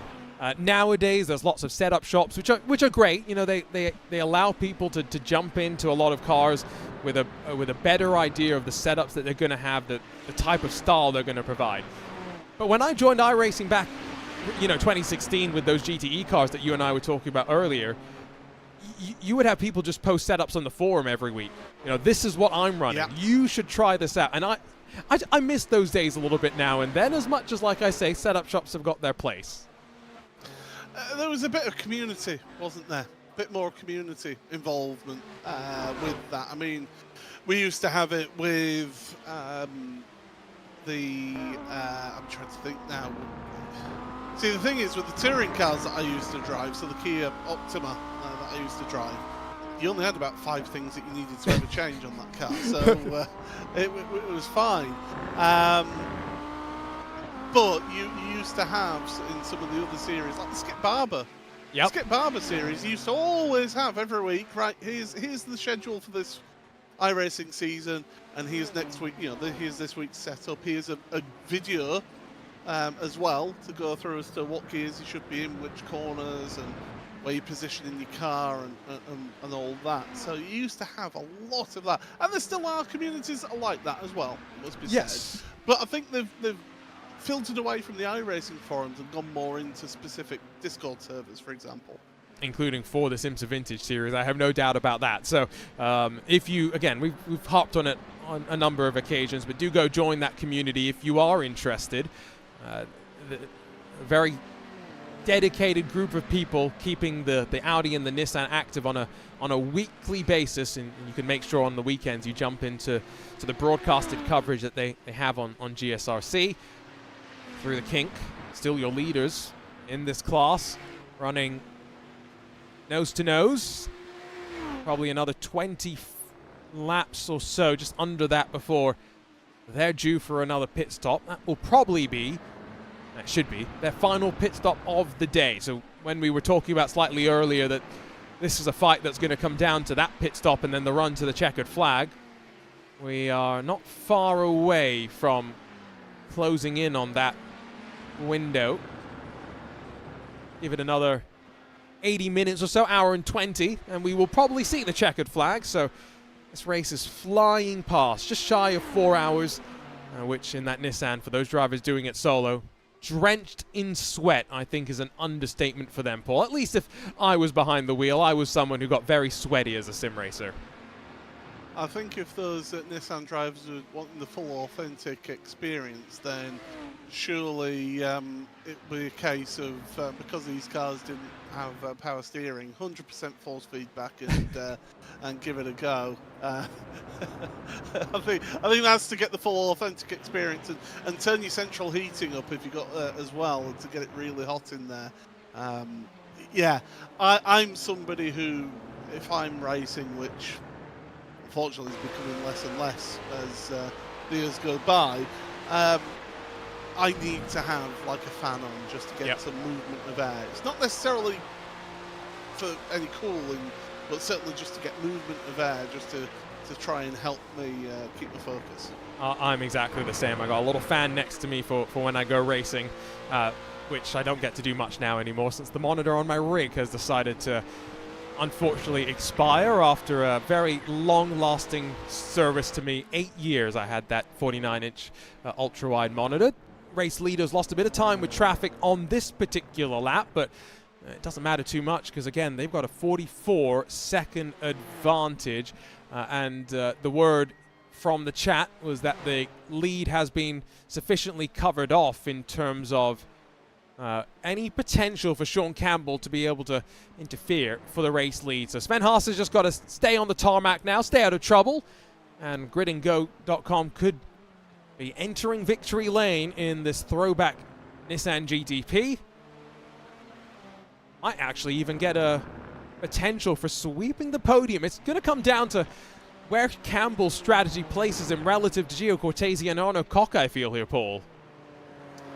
Yeah, and that's what I was saying about earlier, isn't it? That I was saying that a podium would be a possibility here for Grid and Go, a clean sweep of all those steps of the podium. I'm sure that the team will be hoping for that, but it was a bit of a different way of going about things, and I think you're absolutely right, Arjuna, when you mentioned it earlier. Was Sean forced to go that way because of him moving down the order to, what was it, 13th, 14th place, wasn't it, at one point in that first stint? So is it just a case of having to change things about to suit the position to move forward in this field? Hopefully we get a chance to chat to some of these drivers post-race. If anyone in this race, Michael Polishek, if you're watching, maybe Steen Ledger, RaceSpot Discord, Paul and I are always looking forward to chatting to some of you, so you know where we are. Come and jump into the waiting room, and be more than happy to have a chat with you guys for a couple of moments. Back over to those Audis, by the way. It was a small field coming into the race. There was 31 GTPs, only 15 of the GTO Audis, and we are now down to just 9 of them left running. Only really 4 of them. Sorry, go ahead. I'm going to be a pedant. It's actually 10. Actually, it's 11. The Tech Sport Academy, yes, 11, because Joshua Powell has got in as well. So 11 of those Audis are still running. I mean, they're multiple laps down, but they are running. So yes. To be a pedant there. No, I'm glad you did catch that, because I did not even notice that Jake Cummins is going to end up passing Michael Polishek and grab 11th position before this race is done. But really, it's only these 2 cars who are close to one another, and also TSRC and Iona Yacht. Kevin Serron has jumped into the 99. It's only 1.9, 1.8 seconds in front of Emil Bernstorff right now, so these two find themselves relatively close quarters. And you called out, Paul, that Glacier Racing are fighting their way forward. They are now within 4 seconds of 07 Racing, and then only 6 seconds away from looking for race friends. So I've got to say, this has been a great fight back with Cameron now back behind the wheel, and this is true endurance racing spirit. Yeah, this is fantastic to see. Not that far ahead of them. There's actually been a change for 4th place overall as well. So Locked In Racing have moved ahead of Trexim in this race. But yeah, Glacier, oh dear. That's the leader. Oh, and he's almost run over from behind. This is through the final corner. Paul, there's no damage that I can see visually at least on Sven Haas's machine. And there's no mechanical warning flag either, but it's whether something has, if he's made contact with a wall, has something bent in the steering, in the suspension, we'll have to see. This is Bill Mitchell Bend, and this won't be the first time. It's another tank slapper. Oh, that Nissan really did not like it, but crucially stays out the wall. That is very, very impressive. Let's ride on board with him once again for this, Paul, because, I mean, you'll just see the way the car is bouncing and pitching around. I mean, that could have been the race win. Gone in the blink of an eye. Some good reactions to hold on to the car, though. And Sven Haas lives, albeit change of pants required. It was that inside curb. At Bill Mitchell Bend, he clipped that inside curb. It unsettled the car, and that just sent it around. And yeah, very well done to keep that car off of the concrete barriers, because they're unwielding. And the Grid and Go are breathing a sigh of relief in the RaceSpot TV YouTube chat as well. So they're very happy that he kept it out the wall as well. Pallet is still breathing behind the scenes. Although I will say, if 55 seconds is that gap that Sean Campbell is looking for in that final splash, he's now only 8 seconds away from having that back in his pocket. So one more mistake like that, and you know what they say, one mistake tends to lead to more if you can't correct the slide. So hoping that Sven can avoid making that kind of a mistake. Someone in chat did say that Sean Campbell is looking secure in that P2 with the strategy, so it kind of goes to what I'm saying. One more mistake for Sven could see Sean in the fight for first, although Sean's just been passed by Andrew Castro. That's for 7th spot on track. Yeah, so dropping down that spot, and crucially, Sean Campbell, just looking at the time, is what, 1 minute and 6 behind right now, is Sean. So it's going to be a tough task to be able to move forward. But here you see those stint lanes in the column there, the timing tower, and that number 70 in 8th place, only 5 laps into the stint, compared to 10 laps for your overall race leader, 14 laps for 2nd place, Jano Koch. So you're seeing the different strategies at play here for Grid and Go. That was a bit of a moment into the grass. Again, these drivers are still pushing, many of them doing this race solo. Not the case for Andre Castro, but maybe it explains a little bit of the maybe less than normal slip-ups that we've seen from a handful of them. You mentioned the swap that we've seen for 4th position, by the way. Niels van Handel's not far behind Locked In Racing, so still could grab 4th position back as the 17 and the 16 head down to turn 5, where we've seen a couple of moments already through the course of this race. Maybe another 12 laps, by the way, before I think we see pit stops for your race-leading Audis, and that would, like I say, be their final pit stop of the race. And so I think this is right now exactly what Paceworks want, Paul. They're putting the pressure onto Lone Bobo Racing, but they're able to save exactly as much fuel as they want. I do think that Lone Bobo Racing, though, will be doing that fuel saving as well themselves and just lifting off early. They're not going 10-10s. In fact, let's listen. Hard to tell there. Let's listen to the hurry downs. Let's hurry downs, definitely.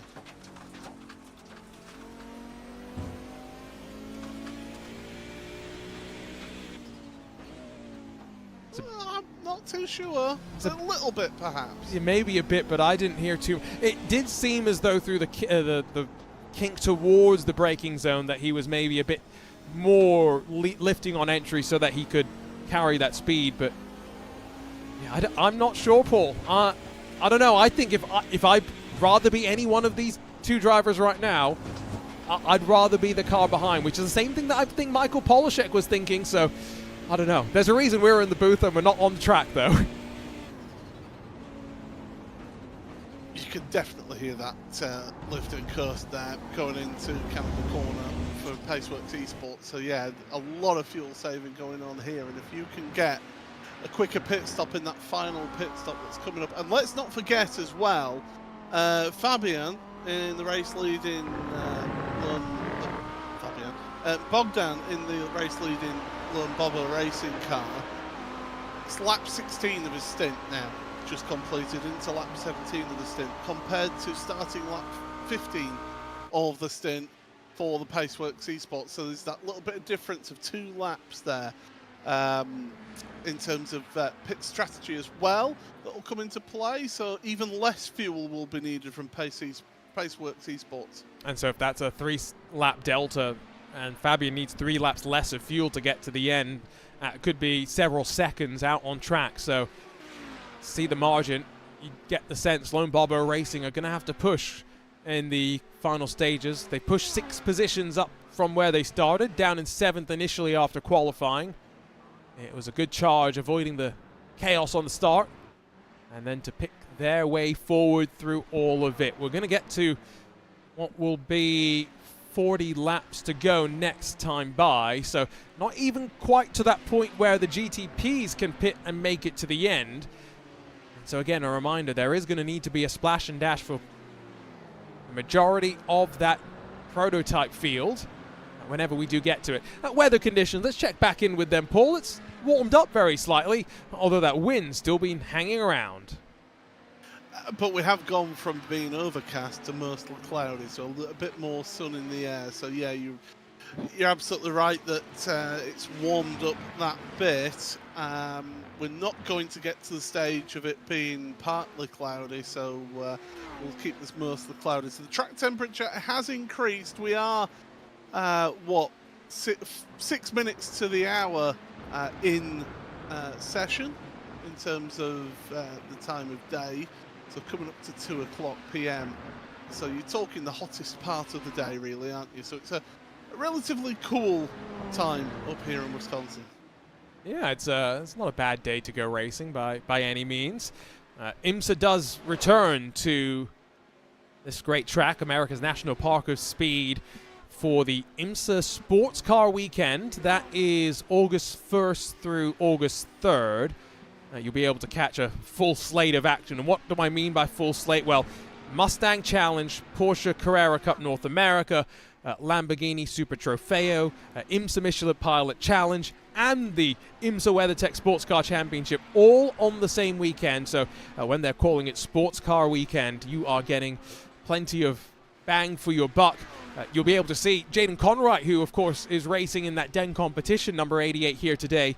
He'll be out there in that Lamborghini Super Trofeo race as well. So if you are in the area, it would be a good weekend to go and enjoy. Any weekend you can get out to an IMSA event's pretty good, given the level of access they have, Paul.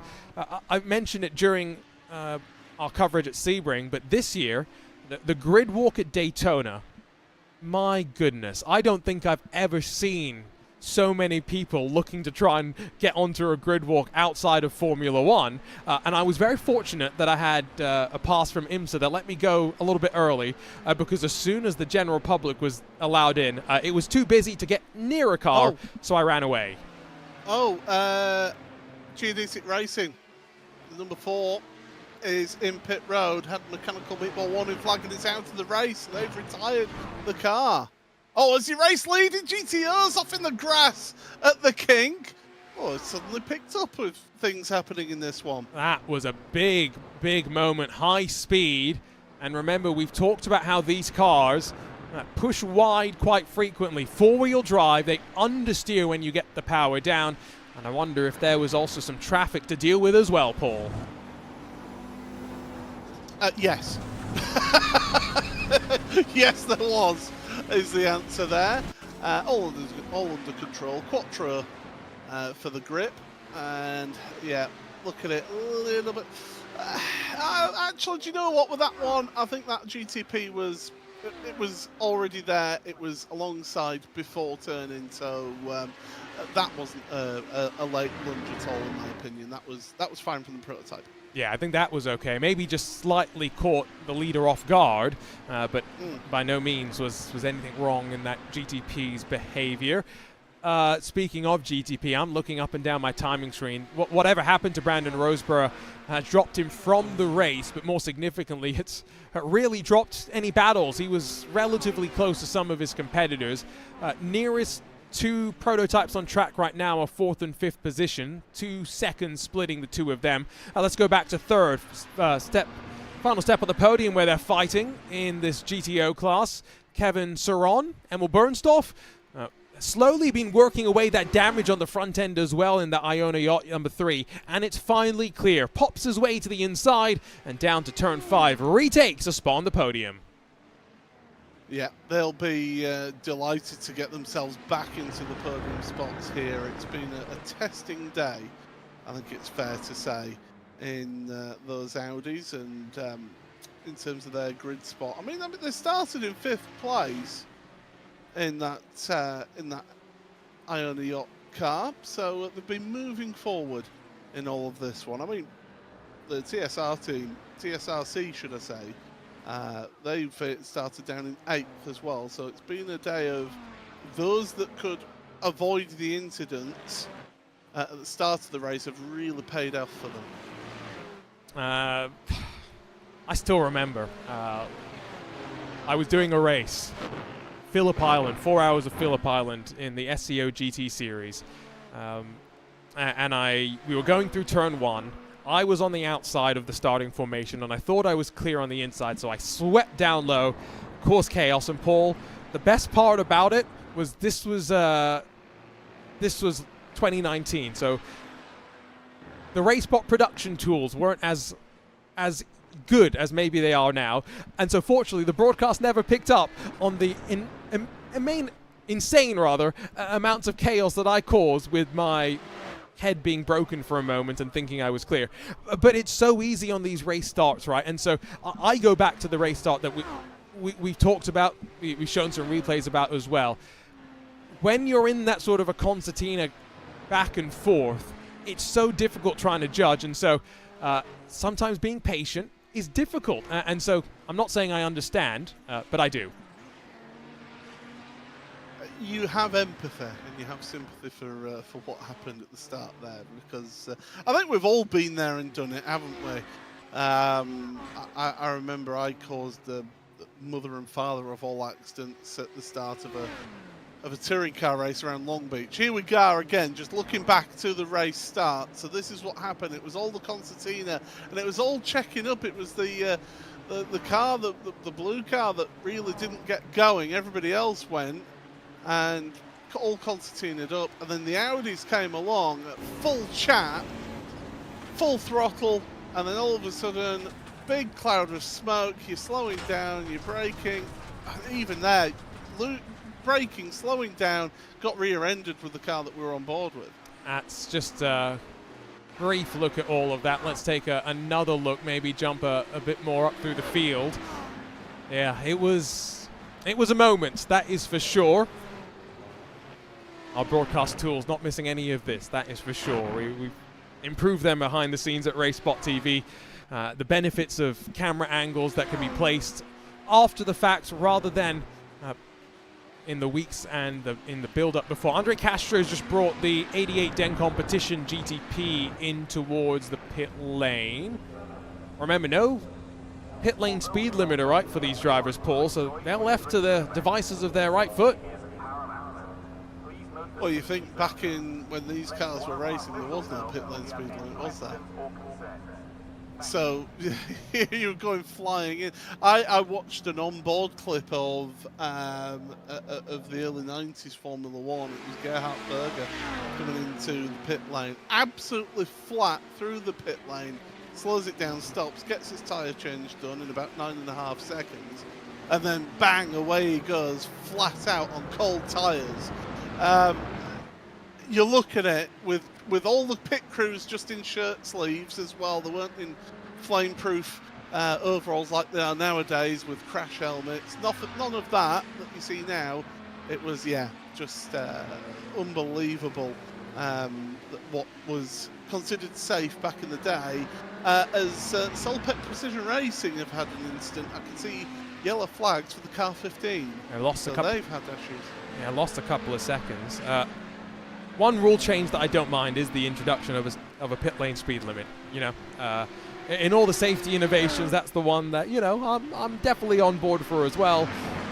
It's still quite crazy. A couple of years ago, they ran as Obsidian Racing into pit lane. Not their final stop, remember. They will owe us a splash and dash at the end. Always funny watching the NASCAR All-Star Series where they did that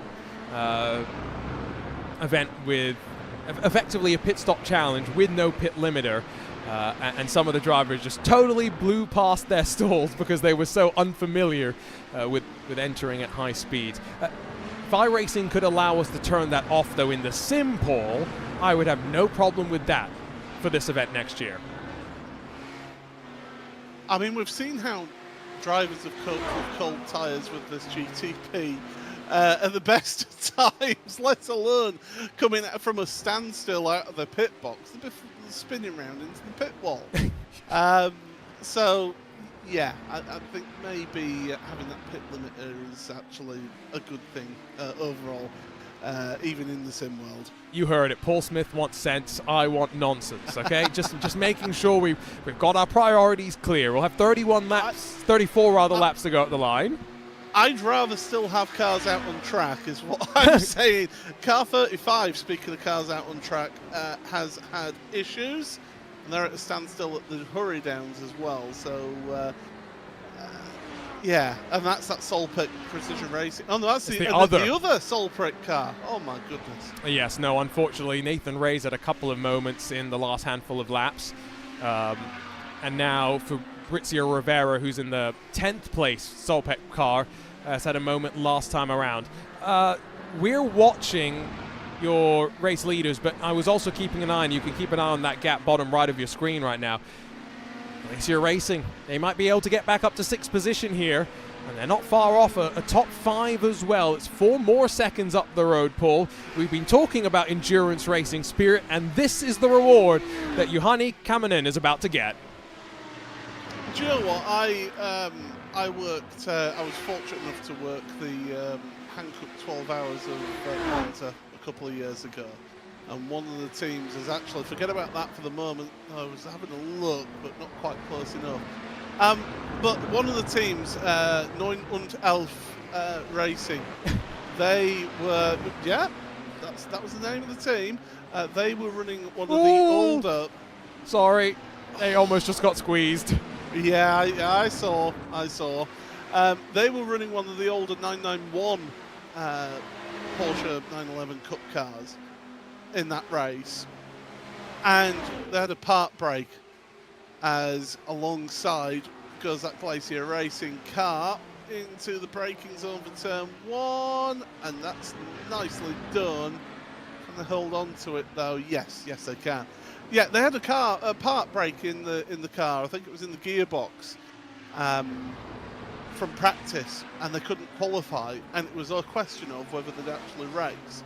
And they basically scoured the internet, found somebody who had one of the 991 versions of the cars that was willing to give them the part to use. Wow. They drove halfway across Europe to get the part, back across to Italy.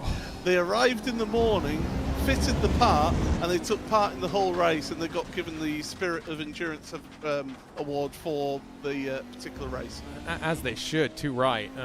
Yeah, that reminds me of a story that I've been thinking of in this race a little bit, mainly because we've got some Audis on track and it involved an Audi. Daytona 24 weekend last year, it wasn't in the WeatherTech race. Michelin Pilot Challenge, the JDC Miller Audi RS3, they had a failure of the car. They couldn't start it up, and eventually they figured it out. Audi was able to help replace a bunch of parts, but the one thing they couldn't replace was the ECU. So they found a crashed, I think it was like a Skoda or something. It was one of the Volkswagen Group cars that shared an ECU. They found one of them crashed in Mexico. Got someone to fly out to Orlando with the ECU, like in a case or whatever, and then one of the drivers had to drive from Daytona to Orlando, which is an hour and a half, depending on how close to the speed limit you're doing. He was definitely not doing the speed limit, Paul, because by the time he got back, they had like 15 minutes to put the ECU into the car, roll it out to the grid. They got it done in time, and they went on to win the race. It's always just amazing thinking about the next level that some of these teams and the people behind the scenes that make everything possible for the drivers to go out there and go wheel to wheel will do to make these cars go race. It is absolutely incredible. How many times have you heard of teams helping each other out when there's been things happen? And you know, the spirit of motorsport, everybody wants to go racing, and yeah, it's incredible. I mean, you just look at, I'm going back to 2012 now, Formula One, and I am a frustrated Williams fan, by the way. I'm declaring that on broadcast. Their last race win was by Pastor Maldonado, and they win the race, and one of the cars set fire in the garage, and they had a lot of damage, and teams rallied around them, got them computer equipment, got them parts, helped them out with that, and were able to go racing the very next weekend with borrowed kit. It was incredible, and you think that's you think the level of cutthroatness in Formula One as well, compared to some other motorsports which are much more open to the spirit of competition, but also helping each other out when needed. That just goes to show what motorsport can do in adversity. Oh yeah, we often say, you know, the F1 teams would throw their mother under the bus if it would give them an advantage, but yeah, that was, like you say, good to see the paddock come together. We are on lap 92. Jarno Cox been into pit lane. Sven Haase has just made his way in. So they are definitely short of making it to the end without requiring another trip down pit lane. It will be a splash and dash, 8 laps worth of fuel, about a third of a tank. That's all they're going to need. They are going to need it. The question is, can Sean Campbell get to the lap 100 mark? That should signify he's good to make it to the end. He's out there right now. I don't think he's going to take the lead of the race, depending on how long Aaron Lopez stays stationary for, because there is a swap in pit lane, and back into the car comes our pole sitter. It's worth pointing out, Sean Campbell could actually get to lap 99 and make it to the end. Because he's been doing 25, 26 lap stints. I'm sure he'd want to not be having to do the level of fuel saving in that final stint that he has been doing, but I think overall, I think he would be wanting to be able to see himself get comfortably into that pit window and then be able to push to the end. But there you go, there's the gap now as Aaron is out of pit road, and yeah, Sean Campbell, I don't think it's on, but it's certainly been a really, really good effort from him. Yep, I think as well that was a shorter pit stop from Lopez because he wanted to hold on to the lead of the race. If he had stayed stationary for the full service, Campbell would have taken back the lead of the race momentarily. We'll see Lopez in slightly earlier than 9 laps to go as a result of that. Only 3 laps away, though, from potentially Lone Bobo Racing into pit lane for the final time today. Paceworks Esports still right on their case, and they don't have any traffic between them anymore. Glacier Racing not part of this equation as we hop on board with the 182.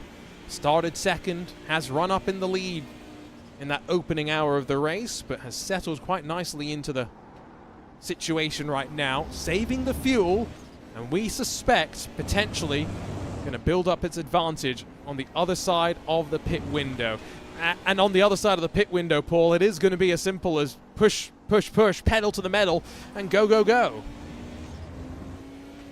Yeah, that's it. I mean, one of the benefits of what Grid and Go have done with their pit stop, by the way, for the overall race leader, is that they can split the final stint and not have to do just a really short splash and dash. They can split it and just take less time now, so that it's more worthwhile towards the end. But yeah, these two, they'll get into their pit stall, they'll get their full service done. If I'm Paceworks Esports, bearing in mind that they have a 2-lap advantage on Lone Bobo Racing in terms of the pit cycle right now, pit at the same time. You might as well and do your final stop, because you're going to be a lot quicker in terms of that fuel fill. Let's see if that's what he is going to do. Sometimes the only benefit that you have with offsetting on your competitors is you don't follow someone into the pit lane, which is A, to avoid an incident with a crash, but B, also incident can involve if they speed into pit lane and you follow them and are a bit too committed as a result of just using them as your references.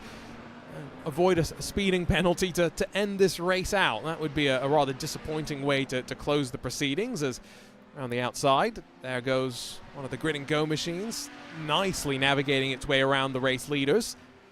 That was nice and clinical, Paul. No such dramas with traffic like we've had a couple so far today. Yeah, that was a bit more. And you know what? To be fair to the Grid and Go team, it's been a strength of theirs all the way through this event. You've seen them time and again where they're involved in a battle with somebody, and then they come up behind a GTO into a place like the Hurry Downs, and they've been patient.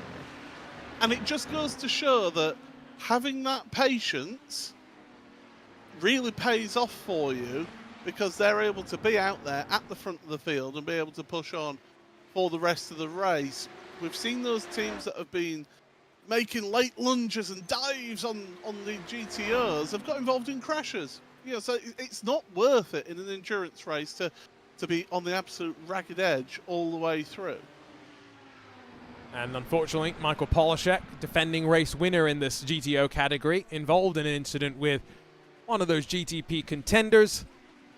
He's watching on from the sidelines and from the pit lane. 46 started. We are now left with just the 30 out there and running. 11 of them are GTOs. Actually, technically, you can, I think, make that 29, because Brandon Roseborough seems to have confirmed himself as a DNF as well. Leaves 18 of those GTPs running, so 31 down to 18. Attrition playing quite a high part, but maybe part of that reason, Paul, is some of those drivers thought, you know what, we've had a bad race. There was one final time slot that we could have jumped into. Let's withdraw from this one and go over to that. Yes, there is that they would have seen that opportunity to start afresh and say, right, let's write that one off and go again. That is one of the positives of sim racing, that if your race has been completely affected, especially here in iRacing with the multiple start times of these special events, it just goes to show that, you know, not all is lost. You can start again, dust yourself off and start again, and that's exactly what some of those teams will have done here, as more GTP traffic coming by. And yeah, I've really enjoyed this one. Somebody has mentioned, by the way, could you imagine the Mazda RX-7 GTO racing alongside the Audis? And we were talking about the wish list of vintage cars. That was a mistake, I think, from the 11. No, it was just him going wide to open up the entry into pit lane. And so Paceworks do not respond as Lone Bobo Racing into the pit lane for the final time today. I've already seen the TSRC number 99 make its way into the lane on the previous lap. So on to the jacks, 4 tires and a full tank of fuel to go into the car. And we'll see where these two drivers end up feeding out, respecting to one another. Now, 182 could go an additional lap, but I think might be a bit more likely to head in this time by and respond to the pit stop as soon as possible. Paul, going back over to the GTPs very quickly, Sean Campbell, you said might be able to get to lap 99 and make it to the end without trouble.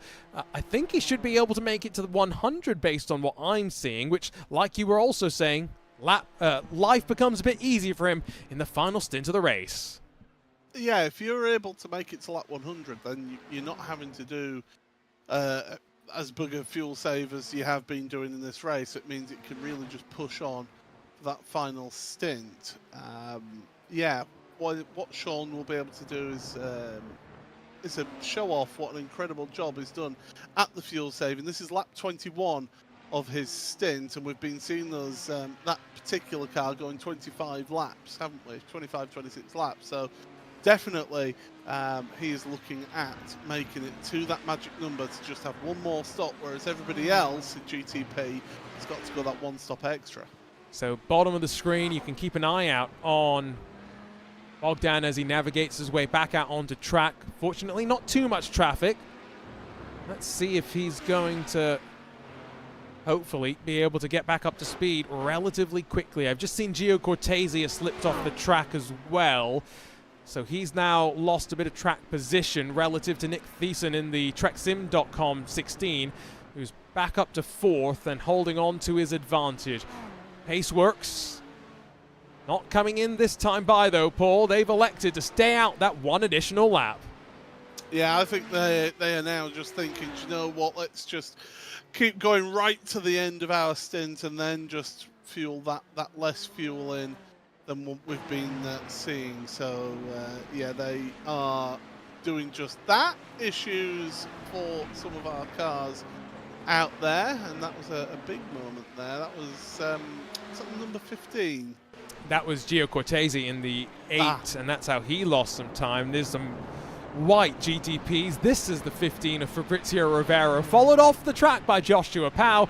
I wonder how much gravel we've brought back onto the track over the course of the 96-odd laps so far.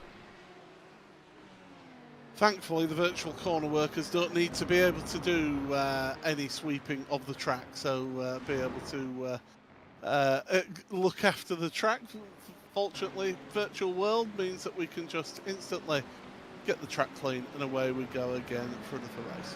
Let's see if Fabian's going to be in at the end of this lap. It would be a 27 lap stint for him, so right on the number for what we've seen so far. Now Bogdan crosses the line and we'll get an actual lap time from him this time around as he makes his way around the 4 miles of the Road America circuit. Again, hasn't been too impacted with traffic from what we can see though, so he's going to be feeling at least hopeful that this pit stop from the race leader is not going to be too short. The time stationary was 47.2 seconds for the 11, so Paul, that's our reference for when the Paceworks 182 makes its way into the box. Yeah, what can he do then here? Because we do expect that car to head onto pit road.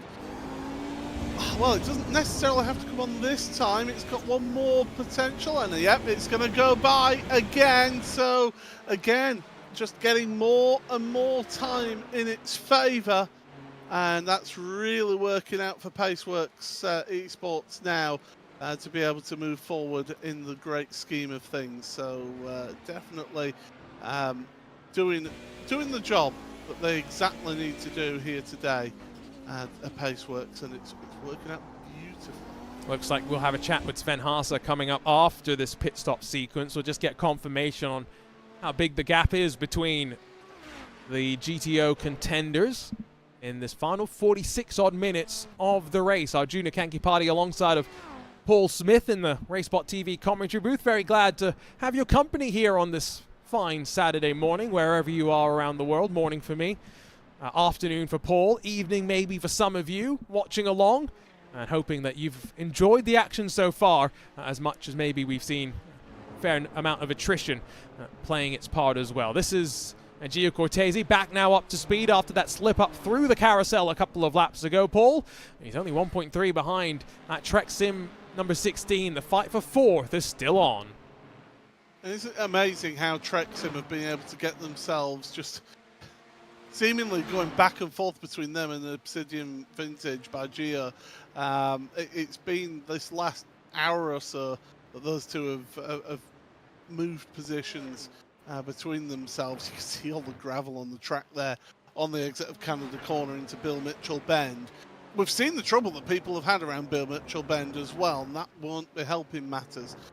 That is for sure. Speaking of Canada Corner, here is your GTO race leader, Paceworks Esports. And will they head onto pit road this time by? I would imagine so. And we are on lap 99 for your GTPs, which means that Sean Campbell can make it to the end. And here we go, pit stops for Paceworks Esports. And so don't speed. That's the last thing you need to do right now. Grab yourself a needless penalty and throw a potential race win away. Just one final pit stop. It's an early stall as well, let's not forget, for the 182. It's a Lone Bobo Racing yet to come through the carousel. Still plenty of time for them left on this particular lap. 47.2, Paul. That was the magic number. So just patiently, tyres are done. So all the tyres done at once on these cars compared to modern GT racing where you do a corner at a time.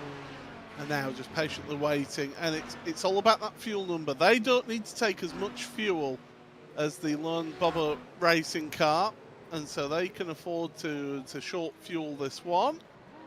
38 seconds, 39, 40 on the rev, so he must be ready to go. 43 seconds it is then for Paceworks Esports. Oh, this is going to be an interesting ending. So how quick has Bogdan been since getting himself up to speed? The last lap was a 2:06.3, so that's about 2 seconds off the fastest lap as traffic played its part off the speed limit for Paceworks' 182, and look at the country distance between them and the chasing contender behind. Your race leader has got what is measured as a 6-second advantage headed down in towards turn 3. 43 minutes to hold on, Paul, as we hit lap 100 in this Road America 500. Absolutely great stuff from Paceworks Esports. They'll be delighted with how that's gone. That fuel saving of just sitting behind, getting a fuel number, that has worked out ideally for them. And yeah, a nice comfortable lead then of 6 seconds at the front of your GTO field. Right, I mentioned we'd get a chat with one of our drivers, your race leader, Aaron Lopez, taking over from Sven Hasse, who's standing by with Paul Smith. Yes, good afternoon, Sven, and welcome to the commentary box. That looked to be a relatively Hello, guys. quiet.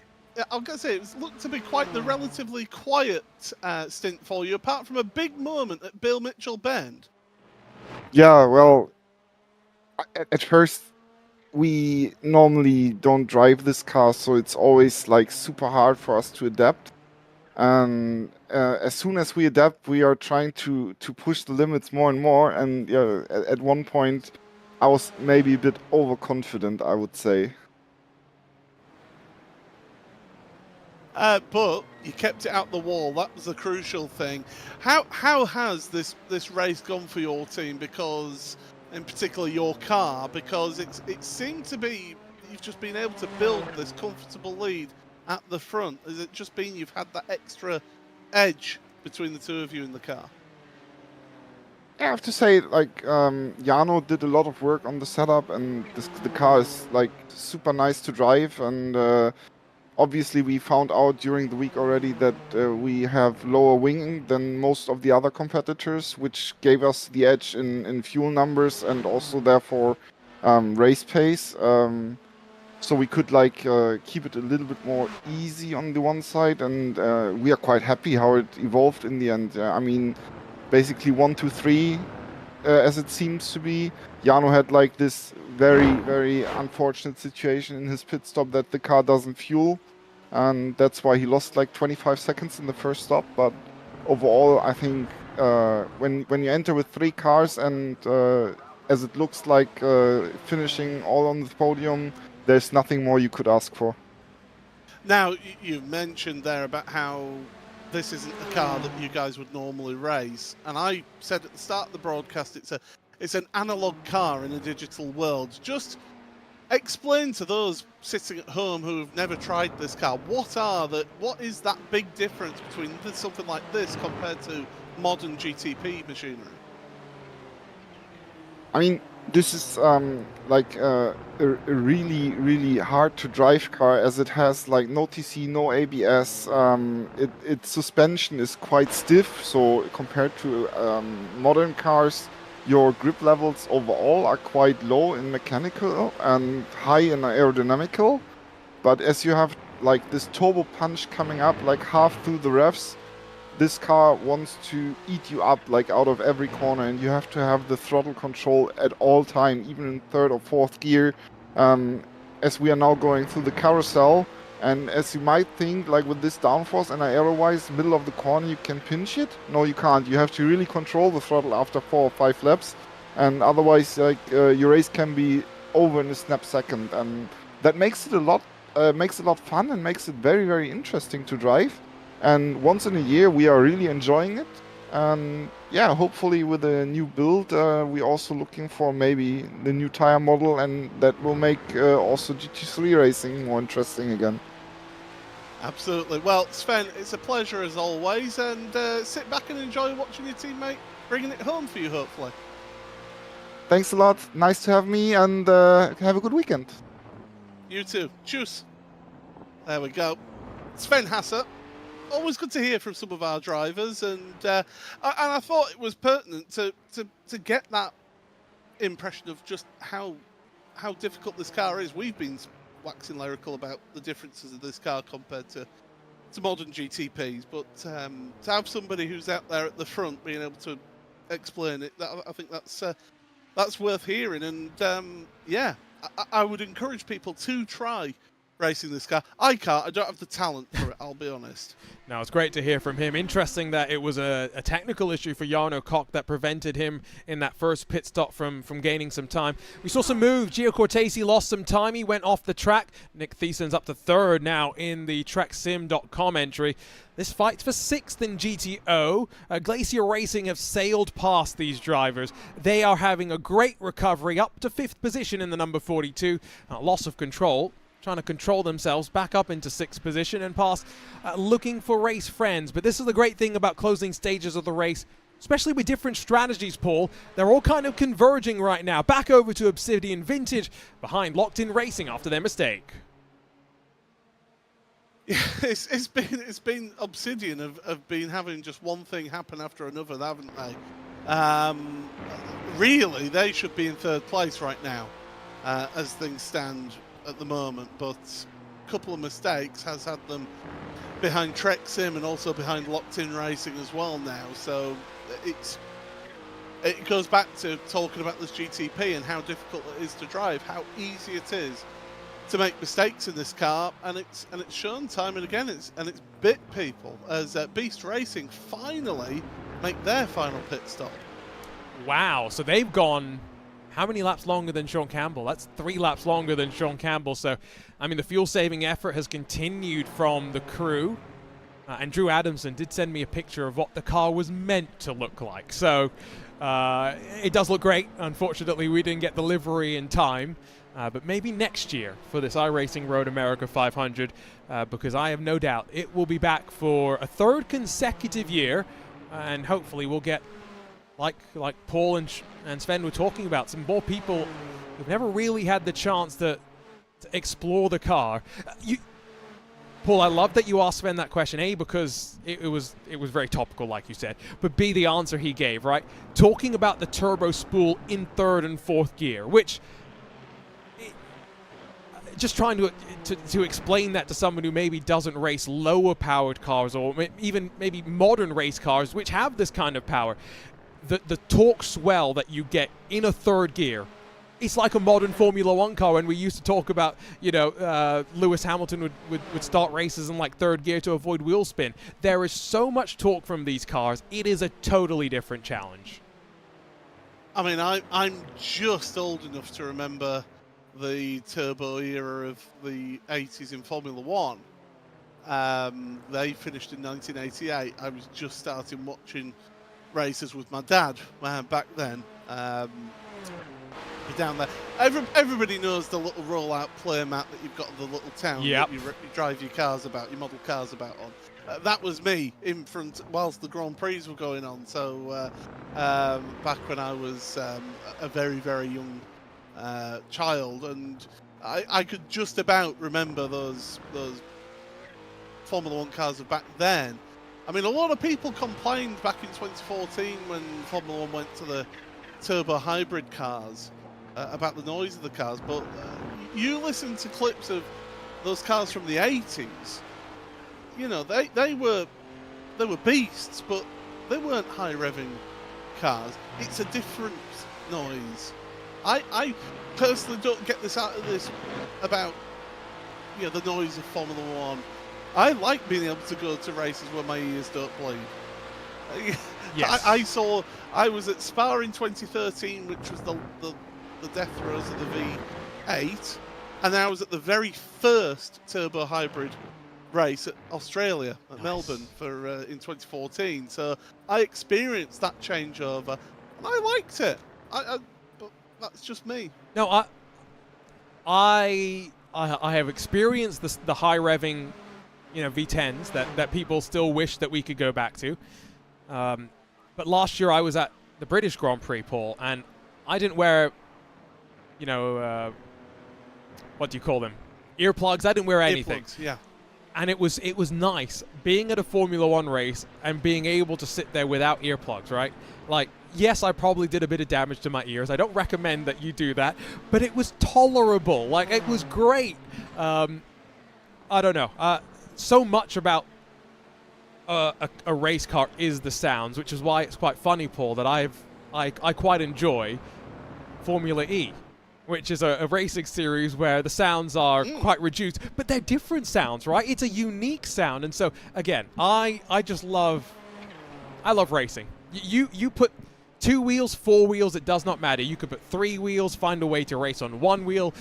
You'll find me there. If iRacing ever adds 1-wheelers, I can only imagine what the sim racing hardware for that looks like.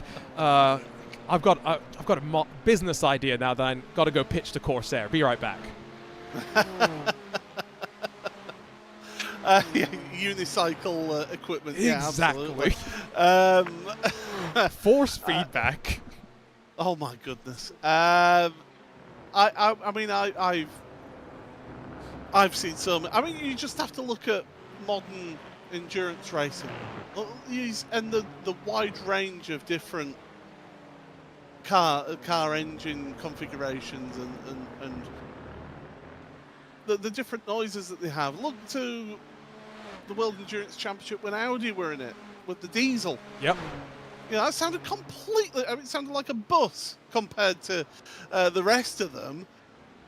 But it was, people don't seem to complain about the noise in the world of anywhere else in the world of motorsport. It only seems to be Formula One fans complain about the noise of Formula One. Well, cars. no, that's not true actually, Paul, because you mentioned World Endurance Championship. So this, actually, yeah. Yeah, this year it's been a bit of a bummer with the fact that they've had a lot of, what do you call it, damping, reducing the peak level of some of the cars, which is a shame, right? Because we were talking GTE earlier. When Porsche debuted the RSR in 2016 or whatever, every couple of years they had to redesign the rear diffuser because it was so noisy, which crazy to say out loud. But yeah, it's just, noisy race cars are great. By the way, back on track, finally a move for third. So a move of consequence as Locked In Racing slided up the inside up towards the carousel. And Nick Thiessen recognizes the situation, backs out in these closing stages. That was a bit of a scruffy move, though, if you ask me, from Locked In Racing.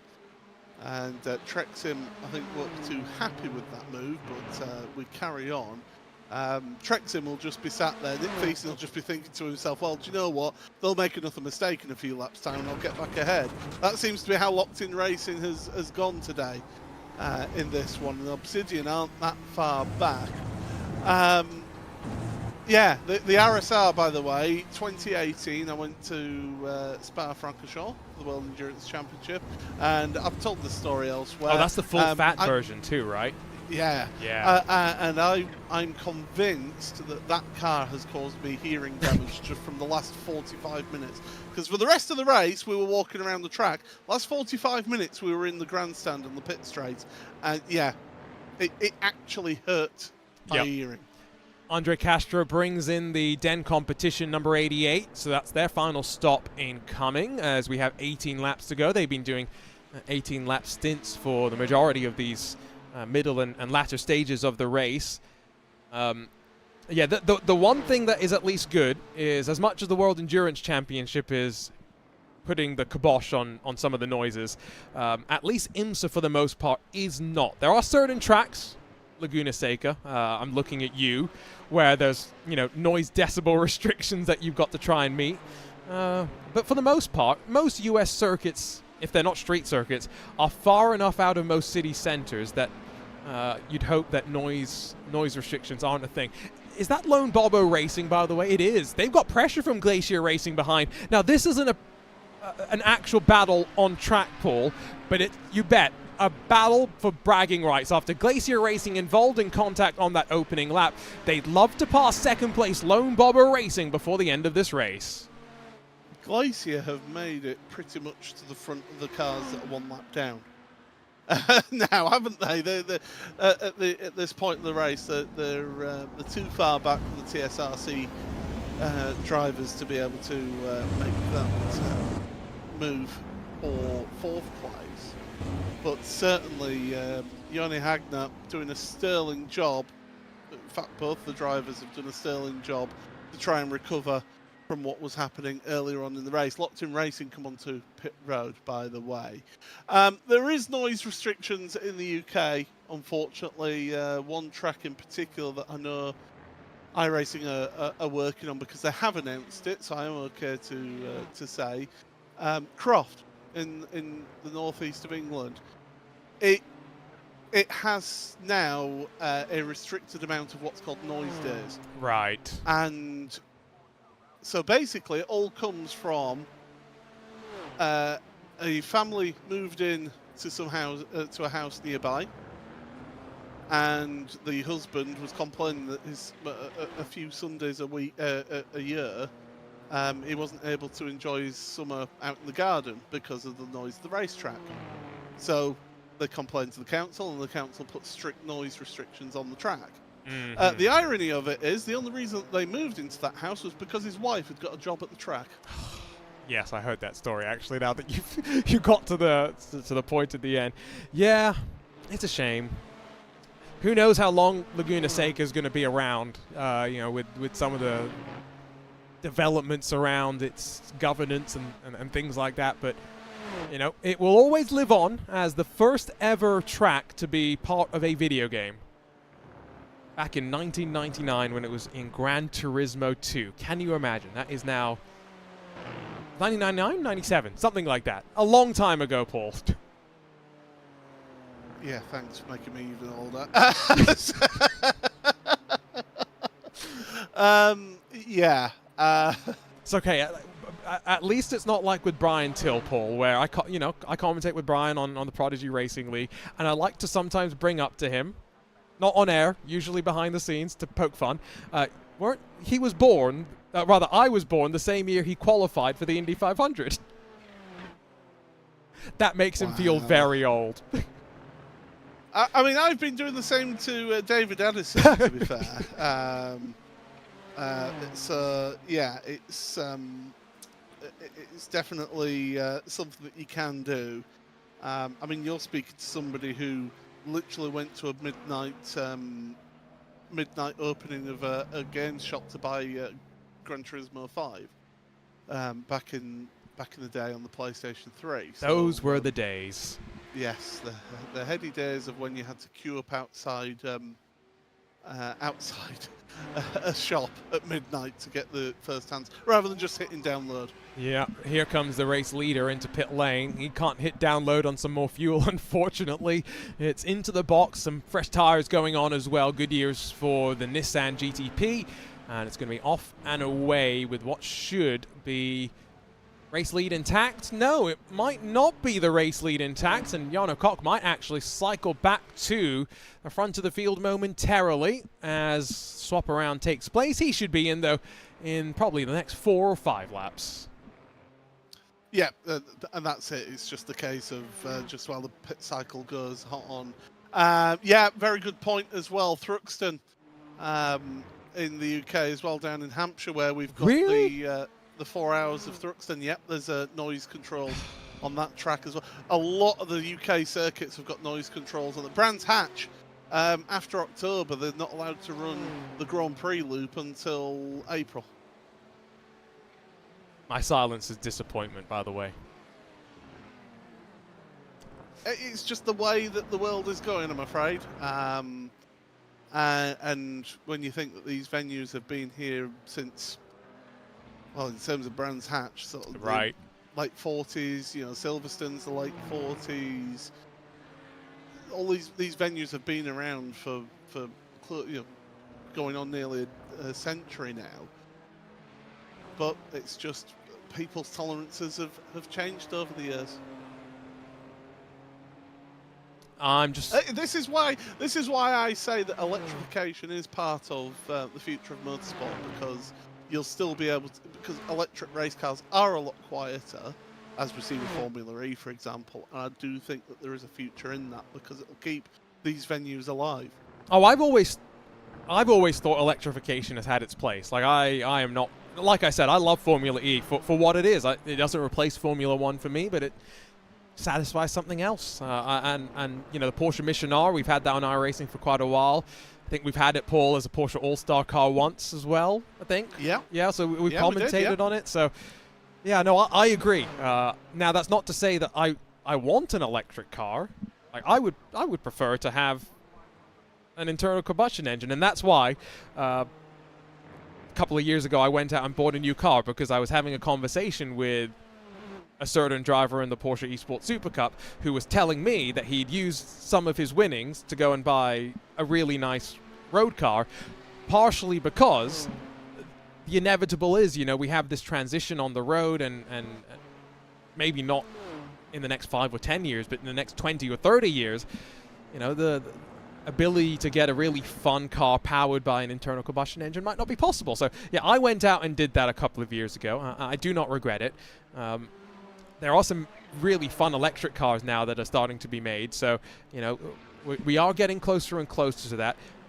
The only thing that stops it from being a race car technology, Paul, for an endurance race, battery swaps. So what we need is someone to build a prototype where you can literally just pull out the battery pack and push a new one in. I think that's probably the only way that you're really going to make it work. Or you're going to pump a ton of electricity in to recharge it, which sounds dangerous.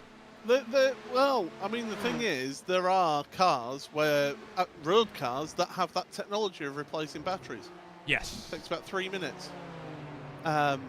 You literally go to an automated place, and it will take your car in, replace the battery, and then you drive off and you've got a fully charged new battery in the car.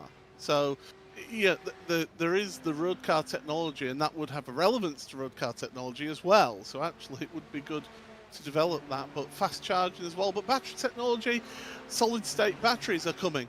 Yep. That is going to be, and that's double the energy density for the same package size.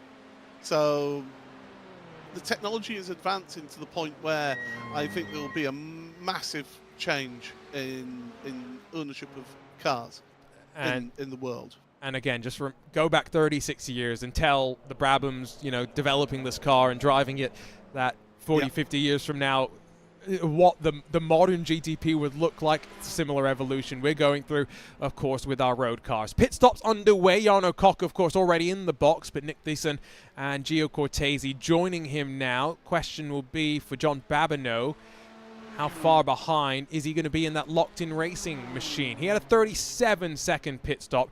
Jarno Koch was only stationary for 28 seconds, which seems a little bit closer to what I'd suspect. So for both Trek Sim and Obsidian Vintage, they'd be thinking similarly short stops. But Niels van Handel's jumping into the car, so that's 30 seconds guaranteed. As engine revs from Gio Cortese, I think he's ready to go. Yes, Cortese goes. 4 seconds later is Niels van Handel as well.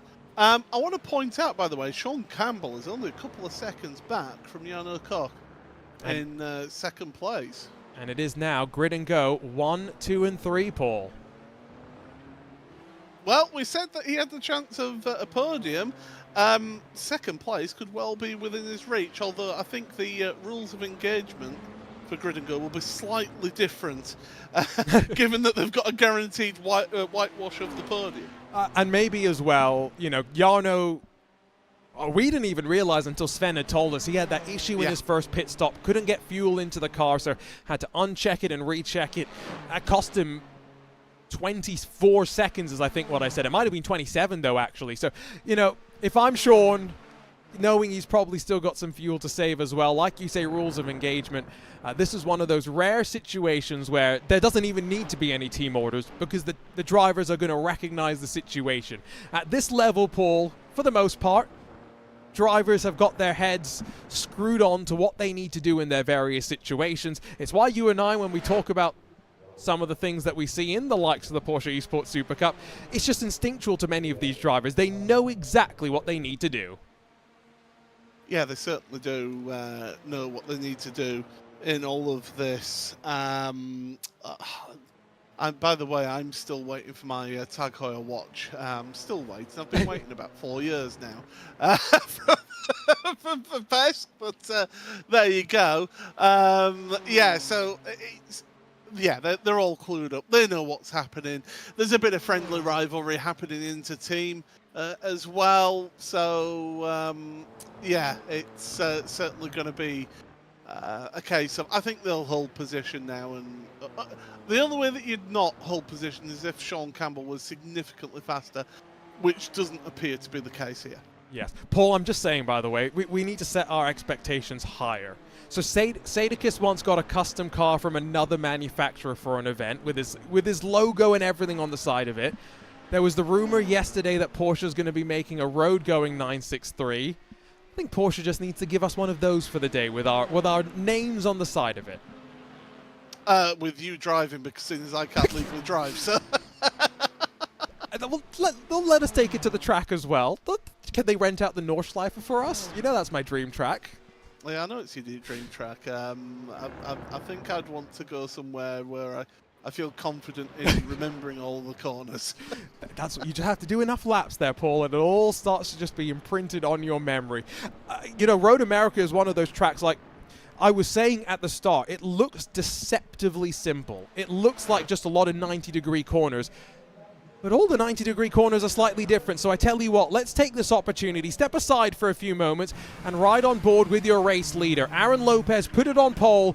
They've been in control since lap number 1. Let's see what gridandgo.com have in store as we ride on board.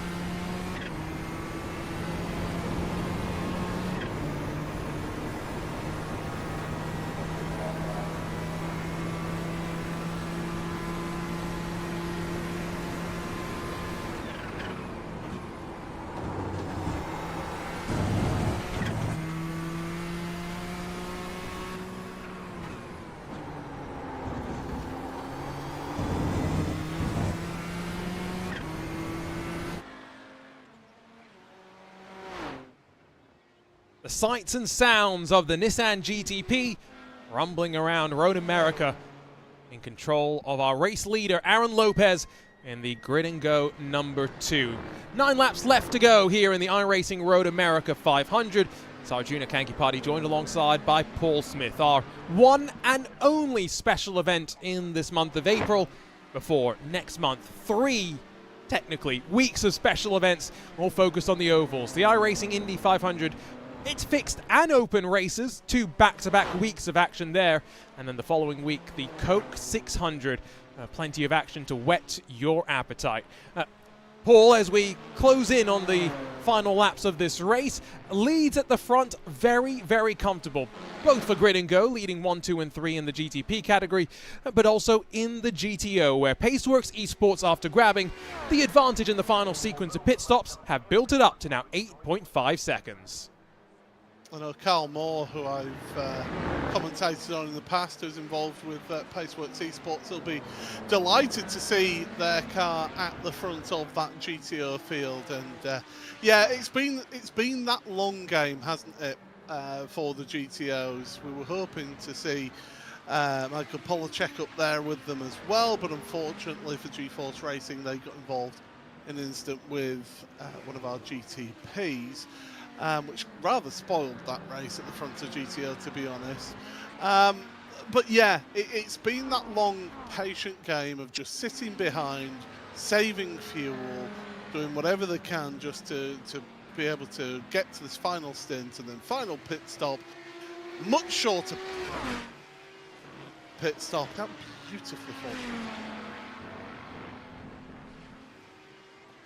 Helps if I unmute myself. The strategy has worked out quite interestingly, although both of us noting the same thing. Bogdan Moldavan a bit too wide through the kink, and he's picked up a 50th incident point in the race, which, Paul, is going to mean he has to come down to pit lane in the next 3 laps with a penalty to serve, and he will potentially drop out of the podium spots.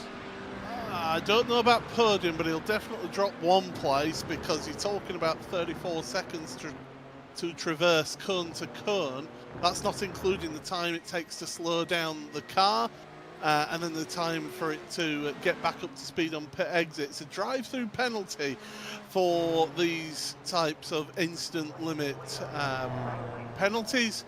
So, as he comes down pit road, and it's nothing more frustrating than that. Here comes Iona Yacht then, and Emil Bernstorff will be delighted to see that car. Oh, it's only just gone past.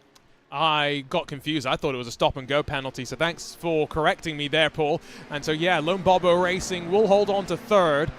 I'm sure they'll be frustrated, but I think you've got to give the credit again to Iona Yacht, another one of the cars that would be a contender for Spirit of the Race sort of awards here after the damage incurred at the start.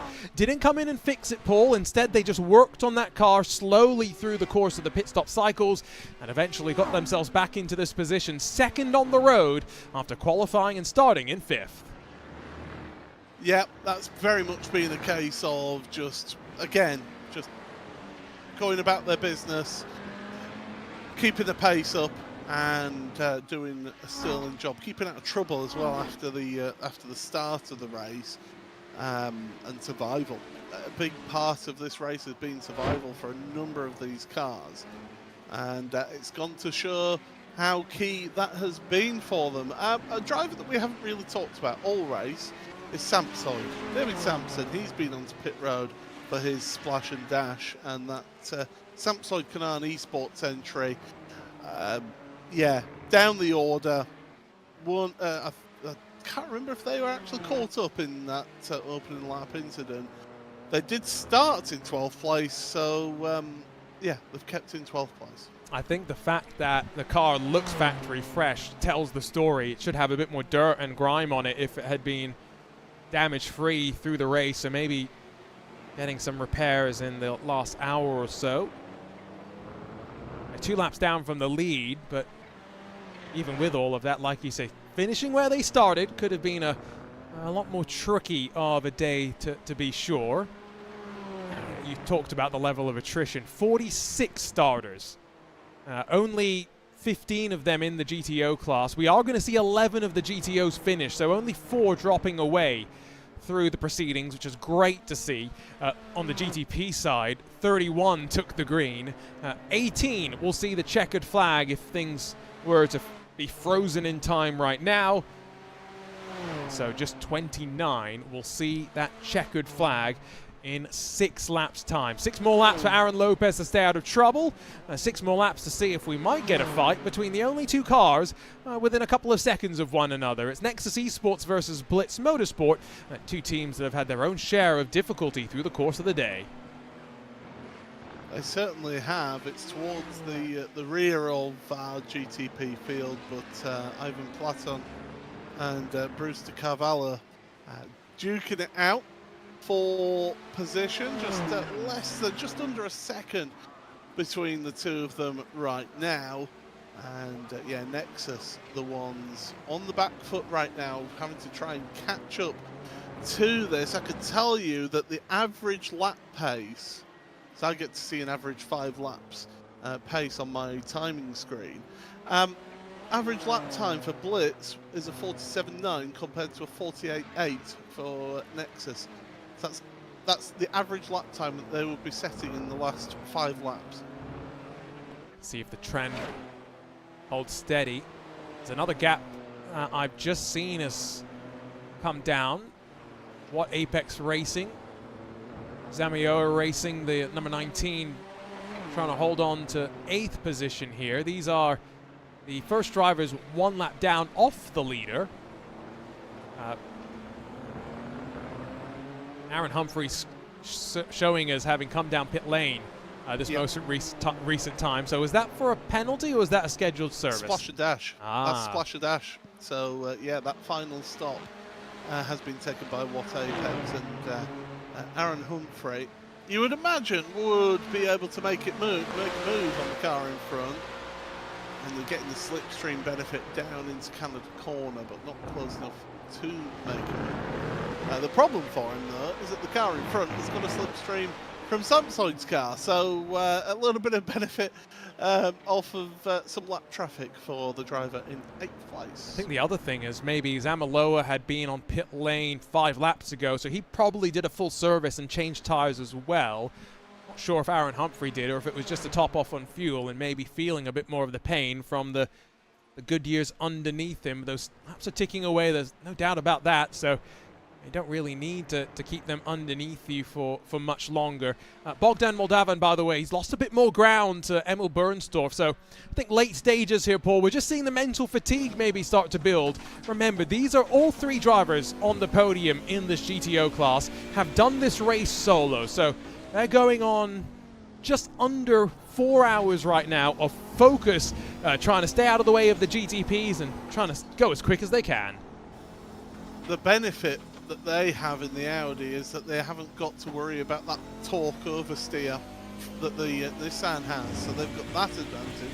The disadvantage they've got is that the car understeers through some corners like this here, the kink. More modern GT3 machinery will be pretty much flat out through that corner, whereas these Audis, they're having to get off throttle, let it go through the corner before getting back on throttle. And plus, with it being a Quattro, so being a 4-wheel drive car, it's a bit heavier as well. That 4-wheel drive system adds weight to the car, and it also means that delivering power to the front wheels will cause a bit of understeer as well through all of that. But they've got a big enough gap over TSR Esports that they don't need to worry about behind. Remember, I mentioned that May is going to be all about the ovals in terms of special events. Well, April is endurance month. 4 hours at Thruxton. We know Paul's looking forward to that. And then the weekend after that. We're in April. You mean June? I meant June. Yes, sorry. It's early in the morning still for me. June. First week of June is 4 hours at Thruxton. We know Paul's looking forward to that. Pretend that never happened. And then the weekend after that is the iRacing Nürburgring 24 hours presented by Thrustmaster. We'll have GT3s, Porsche Cup cars, GT4 touring cars, and the BMW M2 CS Racing Cup car joining the fray for the first time. A couple of weeks after that, 6 hours of the Glen. So, Paul, between all of that, if you did all 3 of those races, 34 hours of endurance racing just in June alone for our competitors. So that's all. That's nothing. It's only if you do one time slot. What happens if you do multiple? You wouldn't be able to do multiple. That would wipe you out, especially for the Nürburgring. Yes. The level of concentration that it takes to do the Nürburgring 24 hours is absolutely incredible. Okay, you've not got 120, 130 cars to worry about, like the real thing. But it's still, you've got to keep that focus up. And in the middle of the night, you've got GT3s coming up on you in the middle of some of the twistier stuff, say through the Bell FS, for example. You've got to keep that focus. And it is the only event that I have ever actually made it into the top split of a iRacing special event, and we finished on the podium in class. So nice. I have that to my name, and nobody can ever take that away from me. Does that mean you're back in the top split this year? That was 2017, I think it was. Oh, was that back when did the iRacing Nürburgring? Well, did the 24 also split off qualifying back then? No. Ah, okay. I wasn't sure. I know VLN split off qualifying. I wasn't sure about the 20. I think have come together in their fight for 8th position. They got a big gap behind them, so there's nothing really to worry about. But closing stages of the race, last thing you really want to do is pick up that penalty for too many incident points. And that was a big squeeze on corner exit from Zamaloa as well. So, yeah, 2 into 1 does not go. They got past that Sampsoid car. And they're going into turn 1, taking the outside line there, Zamaloa. And, contact mid-corner. Both of them go off. I would say it was a little bit of a squeeze from the 19. Perhaps mid-corner. Going around the outside at turn 1 is so difficult to do. It's very difficult to do. Hard to say. Race control. We'll take a look after this race. Remember, iRacing does now adjudicate protests that affect the results of the race. So anything we look at in terms of race results, provisional, and keep that asterisk on them until iRacing's had their chance to go through with their fine-tooth comb on all the protests and appeals that get submitted as a result of the race unfolding. These drivers separated out now slightly as a result of that. Back up to your race leader, who's carving through the carousel for the penultimate time. I don't have the stat off the top of my hands, but I hope you might, Paul. How many laps of the 123 so far have Grid and Go led? 111. I think that says a lot, doesn't it? It does. Absolutely sensational drive. And this team have been absolutely imperious. It was great to speak to Sven a little bit earlier on to get their thoughts from the very front of the field. But white flag will be in the air from Barney, and it has been a sensational job from Grid and Go. 4 more miles to hold on here at America's National Park of Speed, and Barney will wave that white flag for Paceworks Esports as well. The gap behind is ballooned up for both our leaders. Not so dominant in the GTO by any means, Paul, but a very deserving win. I think Lone Bobber Racing, Paceworks, and even that GeForce Racing 45 all would have been up front and in contention in this closing stages, if not for the various incidents that we had.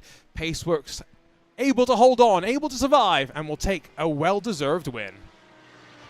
Yeah, it's been a sterling job from Paceworks, and they worked that strategy perfectly. And as I said earlier, that GeForce car was right in the shout, and they were playing that pretty much same strategy, so I think we would have had a close finish at the front. But you got to be there at the end to win it, and starting his final lap will be Fabian Scheich, who of course started the race there today, and it's been a great drive from them. Like you say, he's got 4 more miles to hold on though. Keep that traffic in the rearview mirror and hopefully out of danger. White flag flies for the GTO leader. Here though, into Canada corner comes Aaron Lopez. The stat is quite remarkable. 112 odd laps led in 124. The only time they would drop down the running order was when they came in for a fresh tank of fuel and a fresh set of tires. On the left side, top 3 for gridandgo.com. Dominance here in the iRacing Road America 500. Wind the clock back 36 years, and the challenge of the Nissan conquered by Grid and Go. In the iRacing Road America 500, it's Aaron Lopez, Sven victorious, and a long wait for the rest of their competitors. Did see another one of our drivers got a black flag right as the checkered flag flew, so hoping, Paul, that the rest of the teams and drivers can get to the line without any more drama. Yeah, what a time to pick up a black flag right at the very end of the race. But no, sensational stuff at the front of the field. And, well, we've got the carousel, the kink, and Canada corner, to name but a few, for our GTO race leader as well. Great stuff from our drivers. It was a bit messy at times, I think that's fair to say, but it's certainly been a really enjoyable day here today. Barney energetically waving that checkered flag as we wait for our GTO winner to cross the line. Here come the rest of the competitors finishing up their race. I think we should point out that in that GTP podium, one team, yes, with 2 drivers, but second and third solo efforts there. And in this GTO class, all 3 of the competitors go from flag to flag without a driver change. Endurance, both for the car, but for the driver as well. Out of the final corner, it's Paceworks Esports. Fabian Scheisheg started on the front row, outlasted all the trouble, and played the strategy to perfection to win the iRacing Road America 500.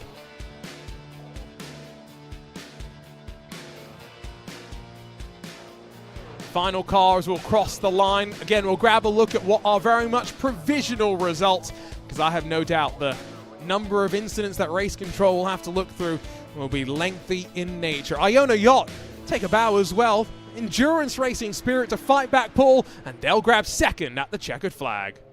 Oh yeah, what a result for them. Involved in that first lap incident, end up getting a result here today. Aaron Lopez, he's been celebrating down at turn number 5, and why wouldn't you? There you can see Arno Kopp pulls away. The team photographer should have a pretty good set of photos, I have no doubt, to grab. We'll grab that look at the race results, and then hopefully a quick word with our drivers before we wrap up our coverage from America's National Park of Speed. Right, confirmation that it is the Grid and Go number 2 that is on top. Their margin 46 seconds over their teammates. A sweep of the podium, exactly what they wanted to see. Obsidian Vintage by Gio, 4th for Gio Cortese, with Trek Sim holding on to 5th in front of the locked-in racing team after that late driver change for the number 16. Den Competition 7th, Zami Oer in 8th, Watt Apex and Solpec Precision, the rest of the top 10. 11th for Beast Racing, 12th for Samsoid Kanan, the fuel-saving strategy working out for the 13, moving them up 4 positions. Metamorphosis are 13th, with GMF team by Playboy behind them. Team Volta grabbed 16 spots to be the biggest gainers of the day in front of the Blitz Motorsports and Nexus Esports crew. Solpec Precision Racing, the last of the finishers before you get to the junk. To the used car lot, to Hydra Race Geodesic Racing to fiercely forward. Jacob Reed, SRP Silver, WR Brazil, Team Noah Eder, Writer Engineering, BP56, Greener Pastures, Rising Panda fiercely forward, and then defending race winner Pascal Stix, not even seeing turn number 1. Liam Nissan also involved in the chaos of the opening lap. And meanwhile, in the GTOs, it is Paceworks Esports that sit at the top of the pile, and by 25 seconds over Iona Yacht. Lone Bobo Racing scored as 1 lap down, but Bogdan Moldavan had a great charge to be in contention in the late stages before that penalty dropped him down to 3rd. TSRC in 4th, Glacier Racing, I think they win my spirit of the day, up in 5th after being tangled up on the start. Loss of control, looking for race friends. Well, they looked were locked in battle plenty in 6th and 7th positions in front of 07 Racing. Sim Racing Grid and Audi Sport powered by BMW M-Power AMG. They're only missing Porsche in terms of German manufacturers there. Tech Sport Academy, G-Force Racing, Team Ivan Bertola, Wiskins Racing, Intoxicated by iTelemetry, and Impulse Racing. A look top to bottom at those provisional race results. And Paul, here's a look again at the schedule of what we've got to enjoy in the month of May.